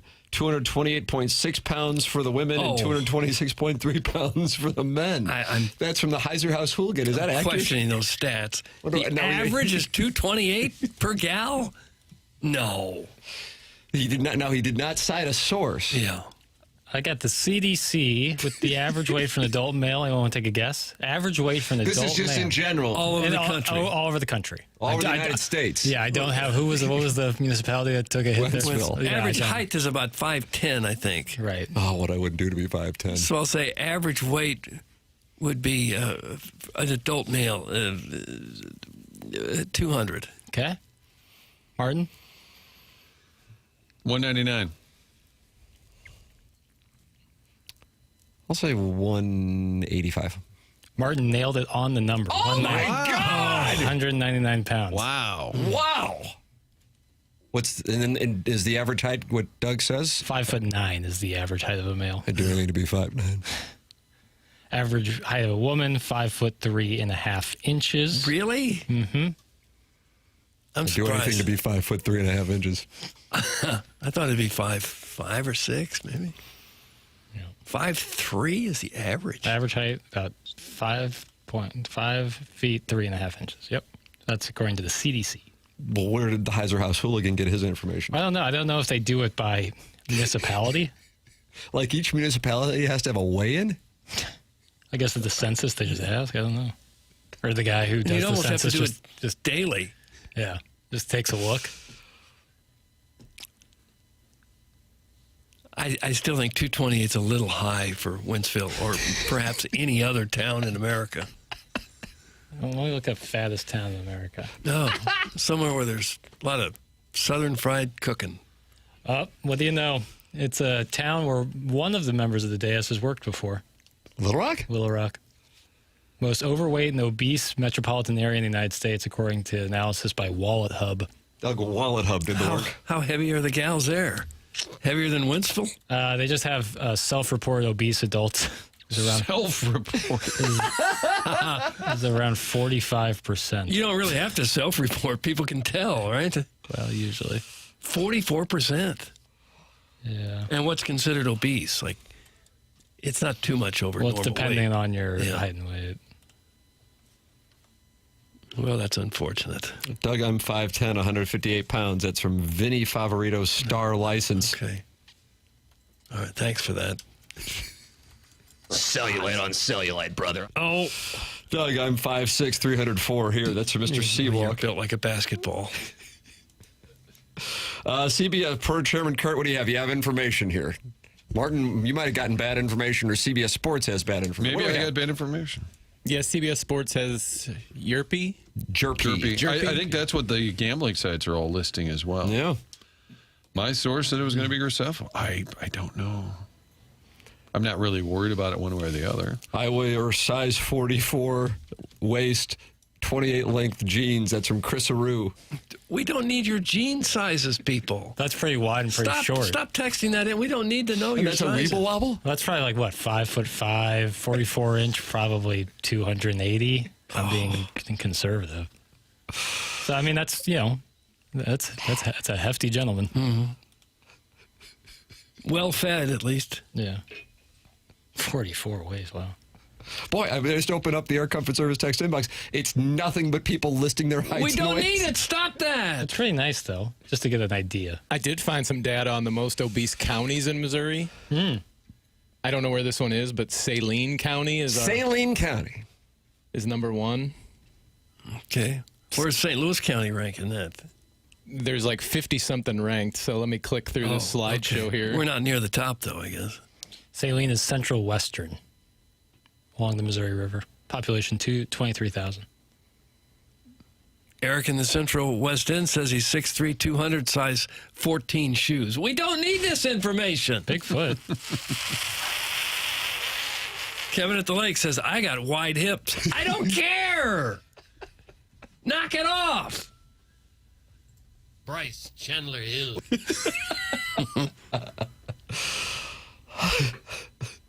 Doug, I'm 5'7", 180 pounds. I don't need to know. My jean size is 33. How could you not? You wouldn't have survived. What if you were like hatched? If you came from an egg? Didn't that happen to Jonathan Winters and Mork and Mindy? And he was on the Rams board? Yes, he was. Dan Dierdorf would have great stories because if you open the Rams media guide, it would say board of directors. And it would say Jonathan Winters, Maxine Waters, Dan Dierdorf. And he'd say, yes, we have a lot of get-togethers where Jonathan sits next to me and Maxine's to my left. Yeah. Think about it happening in Species. You ever see that movie, Tim? With, what's his name? Can't even think of it right now. Species. Sorry? Wasn't very good. Well, that the film was Species. I think something hatched, a human hatched in that one. No, right, really? I think so. I think she was quite beautiful. Really? Mm-hmm. Doug, maybe we need to come over and watch Species tonight because the Cardinals have a day game. No, I don't think we need From to. 95. Ben Kingsley, Michael Madsen. That's what I was thinking of. And he dealt with it in Donnie Brasco. You know, and Natasha Henstridge is the one I was thinking of. And she got hatched? She was hatched, yeah. Fun. This guy says, I exclusively wear cargo pants and shorts. Why would I need that information? The audience wants you to get to know them. I don't care to. Do you wear cargo shorts ever? Not really. I think I have a pair. I'm anti-cargo shorts, which the cat would then want to argue about that. I don't want to argue about it. I'm just anti-cargo pants. I have a size 16 shoe. I'm cut. The rest doesn't matter. That's a Beer Cats. Gosh. Size 16 shoe. You got a special order of those. What happened to Little Beer Cats? He hadn't been. I think he's probably. I think he's back in ski-well. Yeah. Well, that doesn't matter. What's the listened, priority? I listened even harder when I was in school. Did you? Yeah, absolutely. Even harder? Yeah. This guy says his cup size is XL. Don't need that. Now knock it off. You gonna ban him? I'm this close to doing such. You ever seen an XL-breasted gentleman? Lots of them, yeah. But they don't need it. I'm pro boob, as you know. Don't need to have a cup size. We will have the Design Air Heating and Cooling email today coming up. It's TMA 101 ESPN.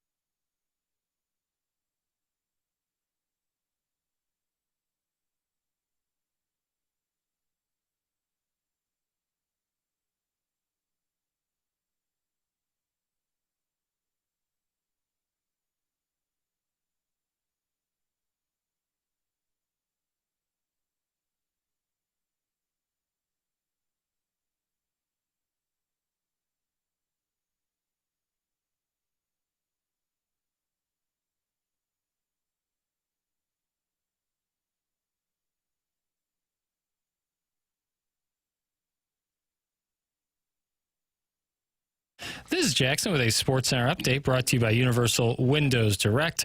Cardinals and Orioles today at 1:15, and I'm riding with my guy, Martin, that Gordon Graceffo will be on the mound for the Redbirds. That was another Sports Center update brought to you by Universal Windows Direct. You'll be saying, I love my windows.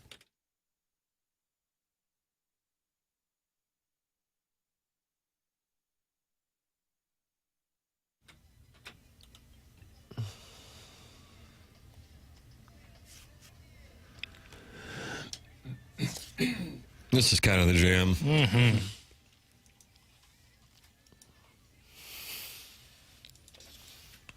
Come out to the Team Iron Will Wiffle Ball tourney this Saturday and watch the Lowlifes earn their name. That's from Lowlife Timmy. Doug, you want to go out there and watch the Iron Will Wiffle Ball tournament? No. Jackson, you want to go? No. Okay. Watch wiffle ball? Adult wiffle ball? Yeah, that's right. Yeah, no thanks. If it were Tykes, where you'd be more apt? No. Okay. Actually, be worse, probably. Well, it's hard to know who to trust on these starting lineups. I'm right. MLB Roto Wire has Cooper Jerpy starting. MLB Daily Lineups has Hunter Dobbins taking the mound today for the Cardinals. I see Martin Kilcoyne has tweeted it's Gordon Graceffo, and I'm rolling with Martin Hunter Kilcoyne. Dobbins would really be a story, wouldn't it? That's who they've got. I'm going to retweet it and hashtag it Team Martin. And I don't even care, except for I got called dumbass. Right. And so now, yeah. Now, if Don't I'm we get wrong, called dumbass every day, well, that's every true. hour? But I mean, if you say you're a bonehead, that's fine. But when it's information, that's the only time I get upset. Tim. That one landed. But now, if this one's wrong, I'll take some time away. Oh, wow. So I'm kind of building up a little time away. Tweeting out right now. Okay, buddy. Thanks for hashtag Team Martin, hashtag join Kilcoyne. Join Kilcoyne. Here's another one, a daily fantasy baseball thing that's got Hunter Dobbins as the Cardinal starter. So I guess that means you can't ever trust him. Yeah, that's probably not going to happen. I would agree with that take. It's time for the Design Air Heating and Cooling email of the day.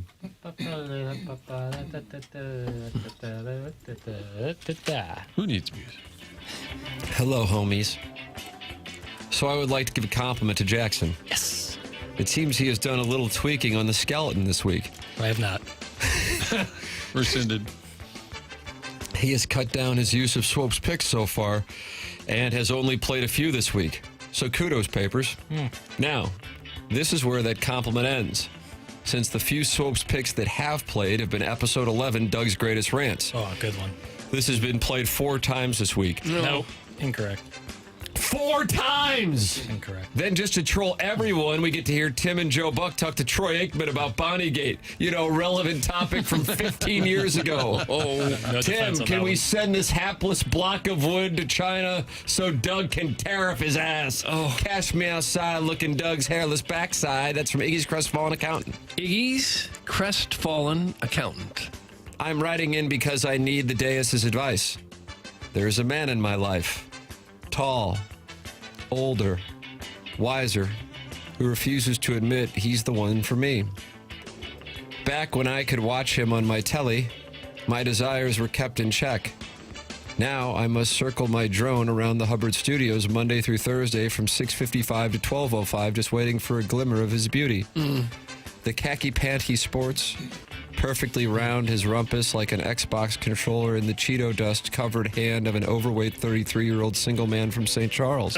Too specific. When he raises his voice after a caller takes 7 seconds to speak, it makes it tingle like eating a handful of Pop Rocks while licking a 9-volt battery. I'd get every email of the day prize I've won, but not yet claimed due to the postage stamp shortage for just one more night in heaven with his elderly bare body. Doug, make my year and do the splits on my Vienna sausage. Oh. That's some Steven time for the Brothers Time Incorporated. Do you think McGreevy's performance is because Michael was thinking about Jackson still not inputting his golf scores into the Chin app? I doubt it. Possible, but I doubt it. Steven time. Jackson, any developments on getting a gym? This late into the season? That seems silly. You can play another 2-3 months. Yeah, but I'm not paying the money for that. I'll How do much it next is it? season. It's like $38. Oh, I yeah, tried to pay forget and that. they kept declining. I had Apple Cash. I had $40 in Apple Cash. I said, here. They said, we take Apple Cash. I said, here, USGA, take my money. And they said, no. So I said, you know what? Hell with them. Yeah, that's right. I tried doing a TAM Ave. I was all messed up. Oh, were you really sketched out? And you're like, you know what? I'm drunk. I'm going to get a handicap. That's exactly what happened. Folks, Facebook, am I right? Unbearable nowadays. Probably going to get off it, tell everyone about me getting off it, and then quietly get back on it after a nap. But every August, same crap. Thousands of parents flooding my timeline with first day of school pictures. Little Ignatius starting 4th grade with spiked hair. Everybody holding a chalkboard, smiling on the front porch of a home with a mortgage. It'd be different if it was paid off. Good grief, enough. Facebook should be reserved for what it was intended for and nothing else. Wishing Mark Knopfler happy 77th birthday as he presumably spends the day refreshing Iggy's page awaiting acknowledgement. A photograph of your Super Bowl TV tray spaghetti and meatballs dinner that looked like the final hot meal served before the fall of Berlin. Thrice hourly dispatches from something called a PAFO Plus.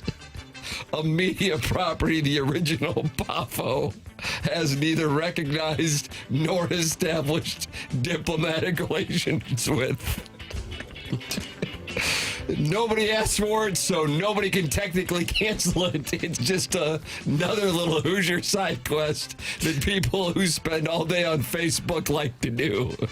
Like a poor kid writing letters to Santa in March, except Iggy is the kid and KG is mom, quietly throwing them in the trash once the warm milk kicks in.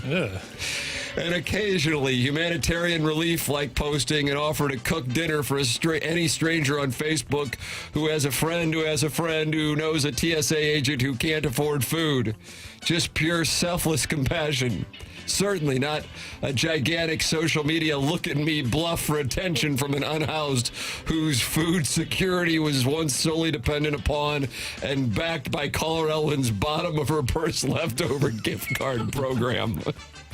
And that is my Facebook, not your stupid kid going to public school. Big deal. Just porn photos, lease VW bugs, and wishing celebrities you don't know birthday wishes. That's it. That's my Facebook. Doug, that's from Mark at Mark's Mulch and Bra. Tastes so good, cats ask for it by name. You can't say that. You can't steal someone else's slogan. Dolly. Mark's Mulch and Bra. The Iggy tribute. Working 4 days out of 5. What a way to make a living. Barely getting by. During sex, I'm all talking and no giving. They just use your sink and they never give you credit. It's enough to drive you crazy if you let it. If you let it. That's from Claude. Claude. All right, we're starting with some serious bull ass here, Martin. HD2 radio subchannels are bound by the exact same FCC broadcast profanity regulations as primary HD1 radio channels. Keep your potty mouth to yourself or to your homeboys. After listening to Marmol explain why he left O'Brien in the game on Sunday, it should be clear to everyone that the Cardinals are soft tanking. Don't you like that term, soft tanking? Yeah, I don't mind it. Ali rambled about being able to count the 39 pitches that O'Brien threw, talked about how Turd Ferguson would have even been worse matchup versus Schwarber, mentioned Graceffo while not giving any reason why he wasn't used, and then asked what you can think of a time when a manager relieved his all-star closer. He said that with a straight face! First of all, the only reason, quote, All-Star O'Brien is still on the team is because there was no market for him at the deadline.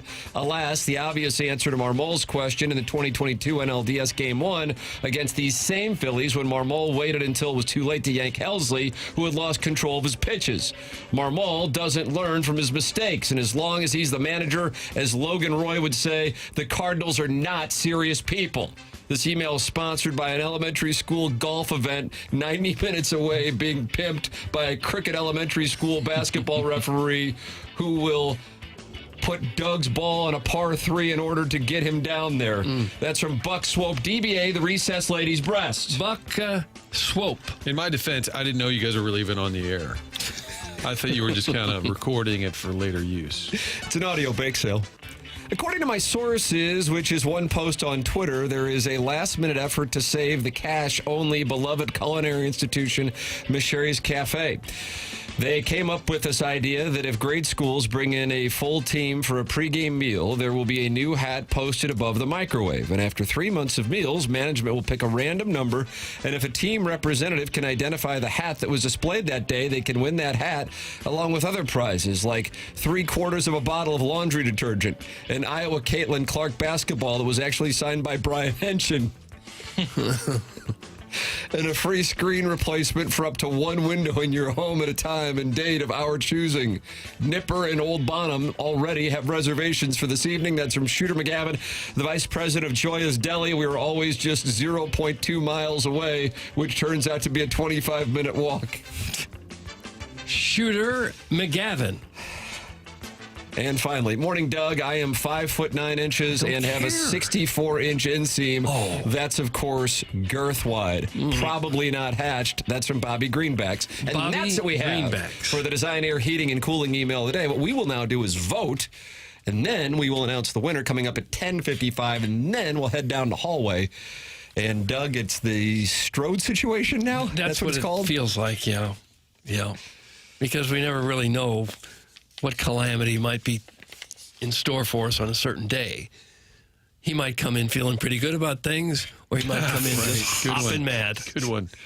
Tastes so good, cats ask for it by name.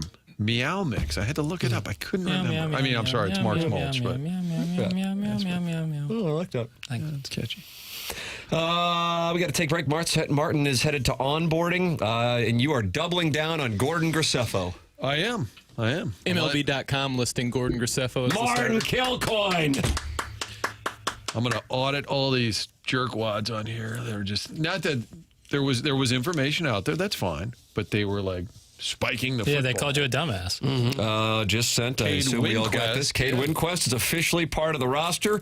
Peter Strzelecki with a right forearm extensor inflammation is going on the IL. Doug. Hemorrhaging pitching. Strzelecki's injured. Ollie, what's he got? Something. That's fine. Now, are they making some of these injuries up to clear a roster spot, or is everybody really going down at the same time? Well, that's always the case with the IL. I always say, injured or bad. You're telling me this guy's forearm extensor isn't inflamed? I don't know. Don't put words in my mouth. I don't know. Cade Winquist, who is our phantom ball player. Yes. I guess he was in Memphis, but he had some time with the Yankees. He just didn't appear. Welcome to the club, Cade. Walking in Memphis. Walking with my feet 10 feet off a Beale. Doug Marcone? Is it C-O-H-N or H-E-N? I think it's C-O-H-N. I think you're right on that paper. Was he best new artist or was that best song in the 91 or 92 Grammys? And that's kind of all he did, right? Yeah, I don't think he had much after that. Yeah, kind of a one. You don't need anything after such a tremendous tune. But now there's a country band that's redone that, and it's making a comeback again. Is it? Yeah. Who was that? Lone Star, maybe. Jackson? I don't know. It's like, get that away from me. I've listened to the Mark Cohn version exclusively. Oh, Brian needs an IL stint. That's from Tim's offshore bookie. Yeah, I don't know. Walking in Memphis. Walking with my feet 10 feet off a Beale. You think he's floating in that idea, or he's like to the left of Beale Street? Do I really feel the way I feel? I don't. Yeah, for years I couldn't figure out what they were saying. With my 10 feet off of what? Beale. Oh, I know it is now, but when I first heard it, I kept what? Because it didn't really make sense. 10 feet Jessica off Biel? of Beale. Jessica Biel. Married to Justin Timberlake? Hi. Mm-hmm. So he was walking his feet. He's from Memphis. Who? Marcone is? Justin Timberlake. Oh. How do you like that? Okay. Someone's calling in the Graceffos pitching. All right, we'll take a break. Come back with more TMA 120 Spin.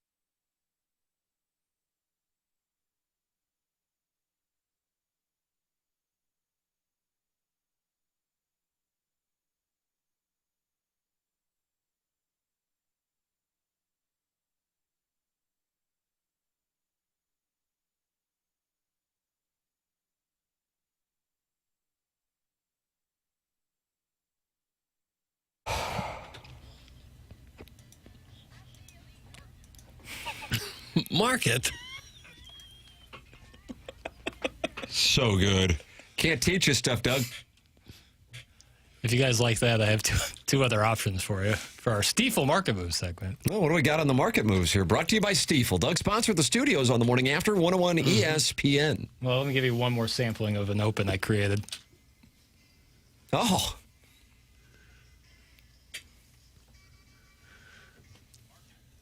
How about that? The timing's impeccable. Yeah. Can't teach it. You're born with that kind of stuff. Stifel Market Moves, baby. What's the name of that song? Tequila. Oh, that's right. They've Doug Seth Emerson. You ever heard of Seth Emerson? I'm sorry, no. Well, he's predicted every college football game of the SEC this season. Every game. Every SEC head-to-head matchup. I like this. Well, couldn't any of us do that? I did all 900 of all Division I. How hard is it to just guess? What do you think they have Missouri? What does Seth Emerson have Missouri sitting at? Missouri's record? 11-1 with the loss in Athens. No, unfortunately. 5-6. They need to play one more game. Oh, 6-6. Good guess, Chairman. 5-7. That is the correct answer. Ah! You might be wondering how many of those games would be conference games. That would, of course, be 2. Dog. 2 wins in the SEC, according to Seth Emerson. This would be Mizzou's worst record in a decade and quite a come down for a team that's 29-10 over the past 3 seasons. But he says it's very fungible. Don't say fungible to me. Says it's very fungible. 3 losses. He's got a loss at Mississippi State and a loss at Arkansas in there. Papers, that'll make you want to fight him. I'm furious. So in the Stifel Market Moves Steven Time says boom. Yeah. Steven Time famously shorting the 2026 Missouri Tigers. And for our Stifel Market Moves, where we bring the perspective, or they bring the state perspective at Stifel, we just bring the takes. I'm selling. I think the Tigers are winning 7 games. Flip that. 7-5, baby. I can't. So you're asking us then where we are? Yes. Gather. Okay, I understand. Stifel Market Moves. Here is my issue, Doug. In 2023, what we did was make our listeners money by giving them the over. I don't remember what the total was. I think it was 7.5. Yeah. And loved it. And that was a great Missouri team. I really think that was a great Missouri team. And part of my reasoning is, they had 2 regular season losses. Am I right? Yeah. And they blew the LSU game, and they were right there in the final minute with Georgia in Athens, and I think Georgia was the best team in the country that year. Yeah. Now, with that all said, they also were the beneficiary of a different schedule, and they also were a part of a different time in college football, even though it was 3 years ago. And at that point, you could utilize a data point of returning starters and returning production to gauge a team's performance, always with including the variable of injuries. I have no idea. The real answer, it's terrible. They'd chase me off the get off set. Yeah. You know what I mean? Yeah. Because my honest answer is I don't know. If you look at the schedule, you go, ooh, this is going to be tough. Because there's 9 conference games, and I don't just go, oh, it's Kansas, they suck. It's at Kansas. It's a Friday night. I don't just count that as a win. And I don't count Starkville as a win. But what happens when people analyze college football is the bias that's subconscious is based on the brands and the team's historic performances, and then also what they did last year, which especially in the era of NIL is irrelevant. That's the reality. So we're in talking season. Yeah. Major talking season. I think you can spot them 2 wins, Arkansas, Pine Bluff, and Troy. Probably toss-ups at Kansas, Mississippi State, Florida, Arkansas, Kentucky, and the others, they'll be decided underdogs. So I could see how 6-6 would be about right. I get where people are coming from when they make the prediction on Missouri, given the tough schedule and new signal caller and this, that, or the other, and Mount Hardy's injury. But I'm obviously more optimistic because I am a true son. That kind of makes you a Tiger nationalist, though. No. Okay. And Tiger nationalists be saying some 8, 9, 10 wins. So it's okay to say 7, but then if you say 8, yeah, that's when you're peeking into the nationalism territory. They got Ole Miss at 10-2. That includes a win against LSU. Wow, that would be impressive. That would be awesome. You're officially rooting for the Rebels. Oh yeah, I'll root against LSU for every game. Yeah. Still got eyes on tickets for that game. $560 to get in the door. $560 just to have a seat? Mm-hmm. That's crazy. I don't know if I want to miss the Troy game, though. Hemingway Stadium? Mm-hmm. Right? Yeah. Sean McDonough said easily the worst stadium in the SEC. Yeah, he did say. He said the broadcast booth is really bad. And then just overall, as far as quality of stadium, I guess it's small. Yeah. Well, I haven't been there. Yeah. That certainly would be on my Mount Rushmore of SEC stadiums to visit. Would Mizzou be in the top 10 now with the rebuild there on the north side? I'd love to see it to decide, but Vaught Hemingway Stadium holds 64,000, which I guess in SEC terms is smaller. Still a lot of people in one place. I didn't know true sons start their college career at Florida Gulf Coast University. It's from Hunchback of Von Castle. Boy, that couldn't have felt good. Hey, listen, I came home all the less. It's not how you start, it's how you finish. Yeah, came home proud.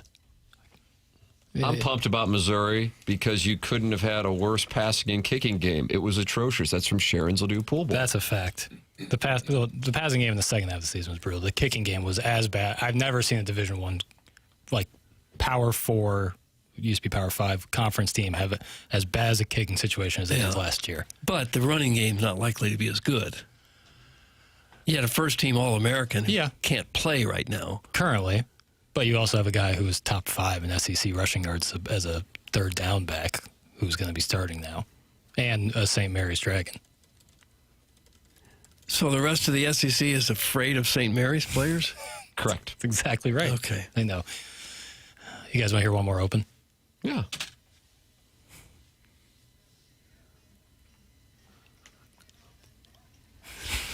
You got it. This guy is producer of the year, I've just decided. Gosh. And that's no disrespect to T. Diddy or Marshy Marsh and the Playful Posse. Pretty good, right? You're really happy with it, too, aren't you? Doug, the Cardinal lineup is out. Okay. Jose Fermin will be batting leadoff and playing short. Ivan Herrera, DHing. Jordan Walker playing right. Alec Burleson playing first. Joshua Baez, he'll be in left. Blaze Jordan, he'll be at third. Ramon Urias, he'll be at second. Nathan Church in center. Pedro Pajes will be your catcher, and Gordon Graceffo your starter. This is a team that if they can get hot, they can play with the Dodgers and Brewers. I think so. Just march that same lineup out there the rest of the way. I'm going to go to the game today. Oh, really? I may be alone. I may be the only one there. Yeah. But I'm going to go. Get some water and just sit down and hang out. Mm-hmm. Do you guys not have voiceover people? That's from Cuck Knipple. Hey. Who needs voiceover people when you got this? Market moves. Do yourself, big man. Well, I like it. I think you've done some fabulous production work. Thank you, and thank you to Stifel. Stifel, sponsor of the Market Moves. 10:34 in St. Louis. Take a break. Come back with more TMA 101 ESPN.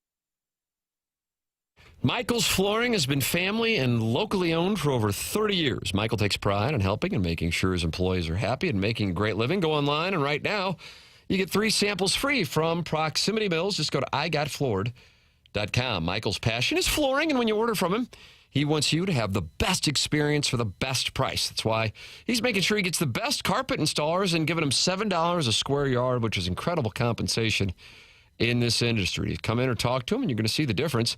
They want to make sure they suggest the best thing for you, not pushing what corporate's telling them they have too much of. There is a reason he's continued to grow through the 31 years. Employees love working for him as they feel like family, and he makes sure they are taken care of. And this then rubs off to the families buying the product as they make sure they have the best interests of the buyers at heart. They have it all, but Carpet's awesome, and it's back. They have so many varieties of all flooring, and they have 3 easy-to-get-to locations in St. Louis. They are in Creve Coeur, they are in Garden Prairie, and they are in St. Peters. Come see why people are loving getting floored by Michael, and make sure you visit igotfloored.com.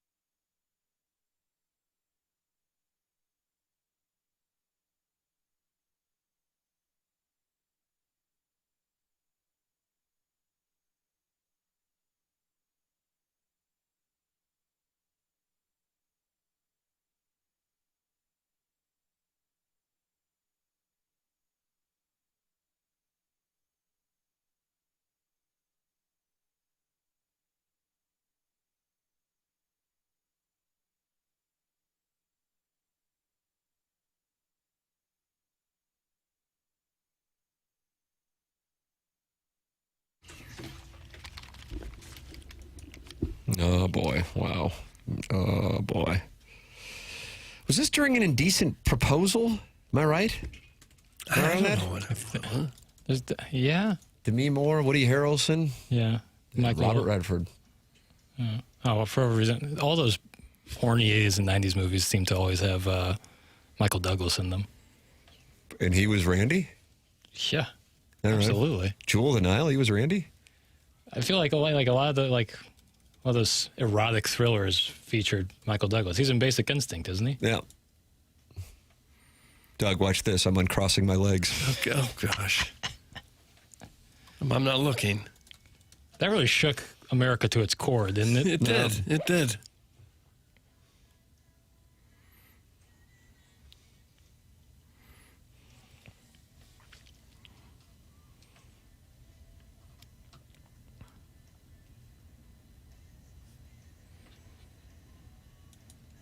What makes this love unordinary? I don't know. I think it might be would you consider a cuck no ordinary love? Well, that gets close to kink shaming. Right. Putting such terms on the interplay. Tim makes me heavily reconsider my sexuality. That's from Richard Toast. Oh, gosh. We had a listener call in earlier today, Doug, on the Callier and Thompson phone lines and say that seeing 2 gentlemen kiss at the Cardinal game on that Tuesday night classic turned him. Yep. It absolutely did. You feel anything different after seeing that? No, I didn't. No, I didn't. Just play the song. Shh. That's from Mr. Banger. Telling us to shush. Play it yourself. Doug, Indecent Proposal was the beginning of the strong cuck-led genre of film. That's from the Heiser House Hooligan. Are there other famous movies where cuckoldry was the key? Talented Mr. Ripley? That's pretty cuck-coded. Cuck-coded. Boogie nights? Yeah, certainly some cuckolding goes on. William H. Macy gets it in the worst of ways. Yeah, bad beat. I'm trying to think what else. IMDb has a list of the top cuckoldry moments in movies. Is that right? Yeah. This will be wonderful. You want me to go descending? Number 10, End of the Road. Oh, Boys to Men, Doug. What a song. Jacob takes a job as an English lecturer and begins a disastrous affair with Rennie, the wife of a colleague. Can't do that. That'll happen. Number 9, The Other Woman. The other one, was that with the great Kate Upton? It was in 1965, so... Oh, that was a TV episode. Nymphs. Missed that one. 1968. Man, the 60s were... Yeah. Well, Sexual Revolution. The Graduate. Yeah. Yeah, I guess that's a cucking if you take a woman from her right when she's at the altar. That was Elaine, Doug. Number 4, Common Law Cabin. You ever been to Common Law Cabin? That's a little haunted place out during Fright Nights at Six Flags, now known as Mid-America Fun. Starred Jackie Moran and Babette Bardot. Talk sports! Talk sports! Hey, stop. Talk sports! The list is almost over. Soccer guy. It sounds like he's drowning. Number 3, The Magnificent Cuckold. That's the name of the film? That was a magician who worked with Doug Henning. Claudia Cardinale and Ugo Tognazzi. How did that not get number 1 with that title? Well, number 2 is The Great Gatsby. Oh, yeah. The, what was it, Muriel? One of them has sex with Muriel. And number 1 is a film from 1934 called Henry the Ache, A-C-H-E. What about Jackson's movie Tin Cup? That's from the Bobble-Headed Bandit. Yeah. Does Don Johnson get cucked in that? Yes, he does. Yeah, with Renee And is Russo. kind of fine with it, though. Yeah, he's a great villain. Don Johnson's so good in Tin Cup. And he's spun down. Don Johnson's great in everything he does. He's really one of my favorite actors. What that? He's Rock Chalk Jayhawk. I know. That's why I like a lot of Jayhawks. It sucks. Paul Pierce.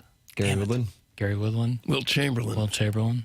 No. Gail says Joel Embiid had a license to thrill. What about the movie where the gerbil crawls out of Richard Gere and he murders his wife's lover? That's from Vinny Favorito's Star License in the Form Energy. Unfaithful. I believe that the gerbil then crawls into a snow globe and he murders Oliver Martinez with it. Spoiler alert.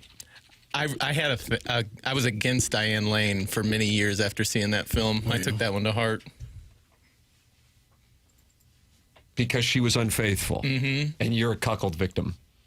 Some would say. Like some would say. What about Karate Kid? That's from Scorsese. Who gets cucked there? William Paparita? Zabka. Oh, yeah. And yet we cheer on the cucker. Yeah. Don't we? That makes us examine ourselves as society, doesn't it? I had a list of movies on Letterboxd where Matt Damon gets cucked in movies. I got to see if I still have that. Would Movie Boy do a cuckold list episode? Sure, well, if we ever do another one. Boom! How do you explain that to advertisers? Well, we're working on it. Well, it's going to be a statement made later today, Doug. Look for Jackson's Twitter tweets and a Notes app explanation. Yeah. Okay. The Departed, that's the biggest one where he gets cucked. Vera Farmiga, who looks like Julianne. Yeah. He kind of gets cucked in the Odyssey, being honest. What's the Iggy impression he does of, oh, God.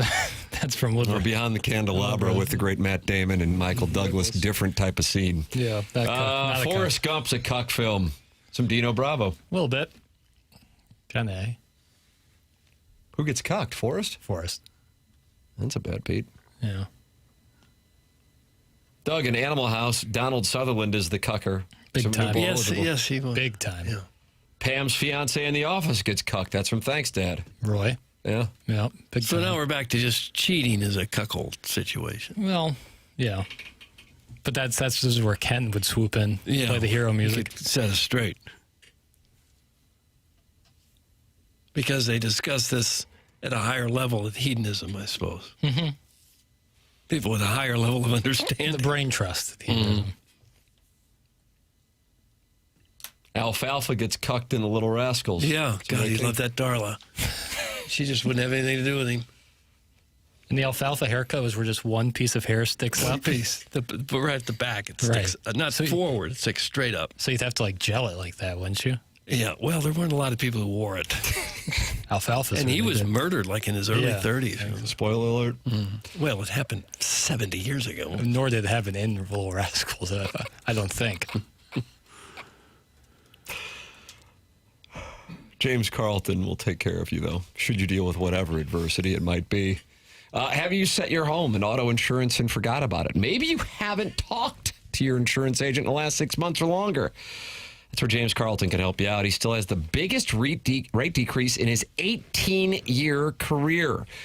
That's why Jamie Rivers made the switch. That's why BK and Ferrario made the switch. That's why little Jackie Papers made the switch, and I am thrilled I made the switch 7 years ago. 314-961-4800, or go online at carltoninsurance.net and work with the great James Carlton and his 500-plus five-star reviews. That's James Carlton of the Carlton State Farm Insurance Agency. If your insurance costs a leg and an arm, call James Carlton State Farm. It's 1046 in St. Louis. This is TMA 101 ESPN.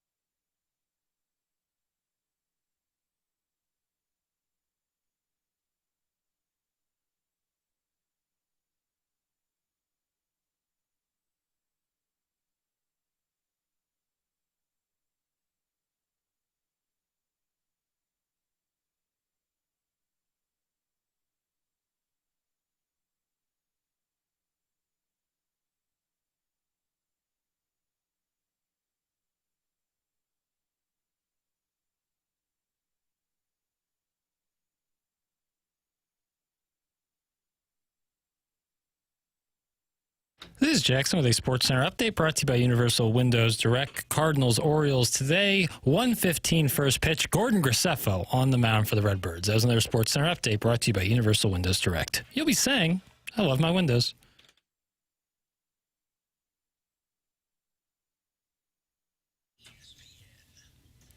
Well, it's time to give the Designer Heating and Cooling Email of the Day winner out, Doug. And here we go. It's Jay Bennett Burkett.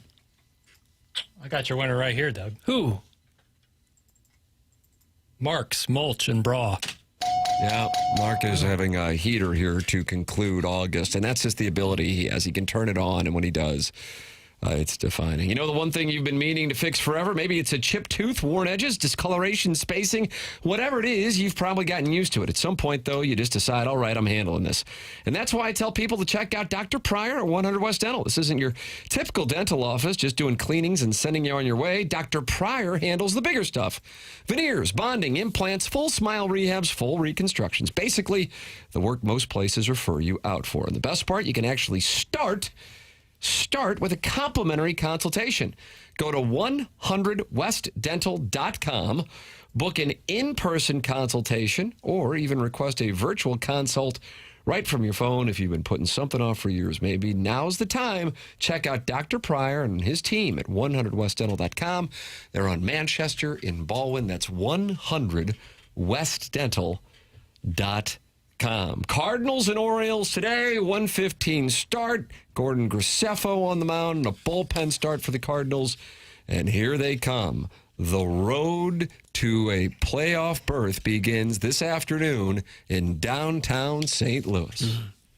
We could be looking back on this moment, Doug, in mid-October. If they can win, 15 in a row, we're right back in this baby. Nice. Right back in it. Yeah. That's all it takes. Fermin, Herrera, Walker, Burleson, Baez, Jordan, Urias, Church, Pajes, Graceffo / bullpen game. Let's go. There's the first of 15 right there. Fermin leading off. I kind of like that.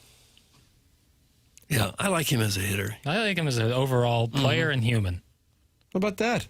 You know? Yeah. Anytime he's interviewed, when he was on with us, very friendly and nice. Incredibly friendly. He's a Swiss Army knife. You look at the depth chart, he's in every single position. Yeah. You know, you need guys like that. Brisket, chicken, and ribs barbecue the Sunday before Labor Day at the Bach House in Union. If anyone wants to bring a side. That's from Bach Hog. That sounds good. So we're all going down there? We're all going to Union for... Yeah, he's got brisket, chicken, and ribs. Oh, yeah. Well, you can get that anywhere. Yeah, this is different at Bach Hogs. And that would bring some LeGrand's potato salad. Well, that's not a bad call. It's a great call. I'll bring some crinkle cuts. But pre-fried, then you ask, hello, well, please welcome me into your home and show me your deep fryer. That's correct. I brought these delicious crinkle cuts and know where to fry them. Guess we'll do that. Sounds good. Doug, you bring some coleslaw? I may. Or some sauerkraut? I may be related to the Legrands. Really? I got a lot of Legrands in my family, yeah. Oh. Have you ever One been of them there? fought in the Revolutionary War. Holy crap. Have you ever been there to get a sandwich? I have not. Oh, you'd enjoy it. The legend. Yeah, tremendous. With some potato salad on the side. Mustard potato salad, if you please. Eh? Yeah. Oh, it's good. Fermin can play multiple positions and hit a little bit, but Jackson likes the WNBA. That's from Jake and St. Genevieve. I just said I liked Fermin. There's a text of the day. That wasn't even funny. I like the guys telling you your size, their sizes. That's what I like. No, we don't need that, though. Boy, that really tickled, Jay. It did. I don't know why it did, but it did. Doug, we were going to go down the hallway and we'll deal with the situation. You calling it the Strode situation now? Yeah. Yep. No, that's what we're going to deal with. Something to be dealt with. That's after the morning after. That's coming your way here at the top of the hour. BK on the TMA STL YouTube channel. So we'll do that for an hour. Today is the beginning of Iggy's weekend. That's what Thursday is now. The beginning of Iggy's weekend. This is how the man has totally taken over our consciousness. That's correct. That's what Thursday is now known as. Hey, you guys want to go out for happy hour for the beginning of Iggy's weekend? I see they make 9/25, September 25th is Dolly Parton Day now, 9/25, which I would be in favor of. Oh, is that right? That was passed? I saw it. No, it hadn't passed. But that was a big movement on social media the last couple days. But she did pass on 825. Yeah, but her song was 925. For sure. So they say if Star Wars can have March 4th, Dolly can have 925. But Iggy gets Thursdays, which is bigger and better. He's got 52 of them. This comes from the Committee of Days. That's correct, the Committee of Days. BK and Ferrario coming up next. We're heading down the hallway for After the Morning After on the TMA STL YouTube channel. For Jackson Burkett, for Chairman Kurt, for Martin Kilcoyne, for Brother Kevin, for Douglas Sullivan Vaughn, I'm Tim McKernan. This has been the Morning After, presented to you by Brian and Crouppen from the Stifel Studios on 101 ESPN and the TMA STL YouTube channel.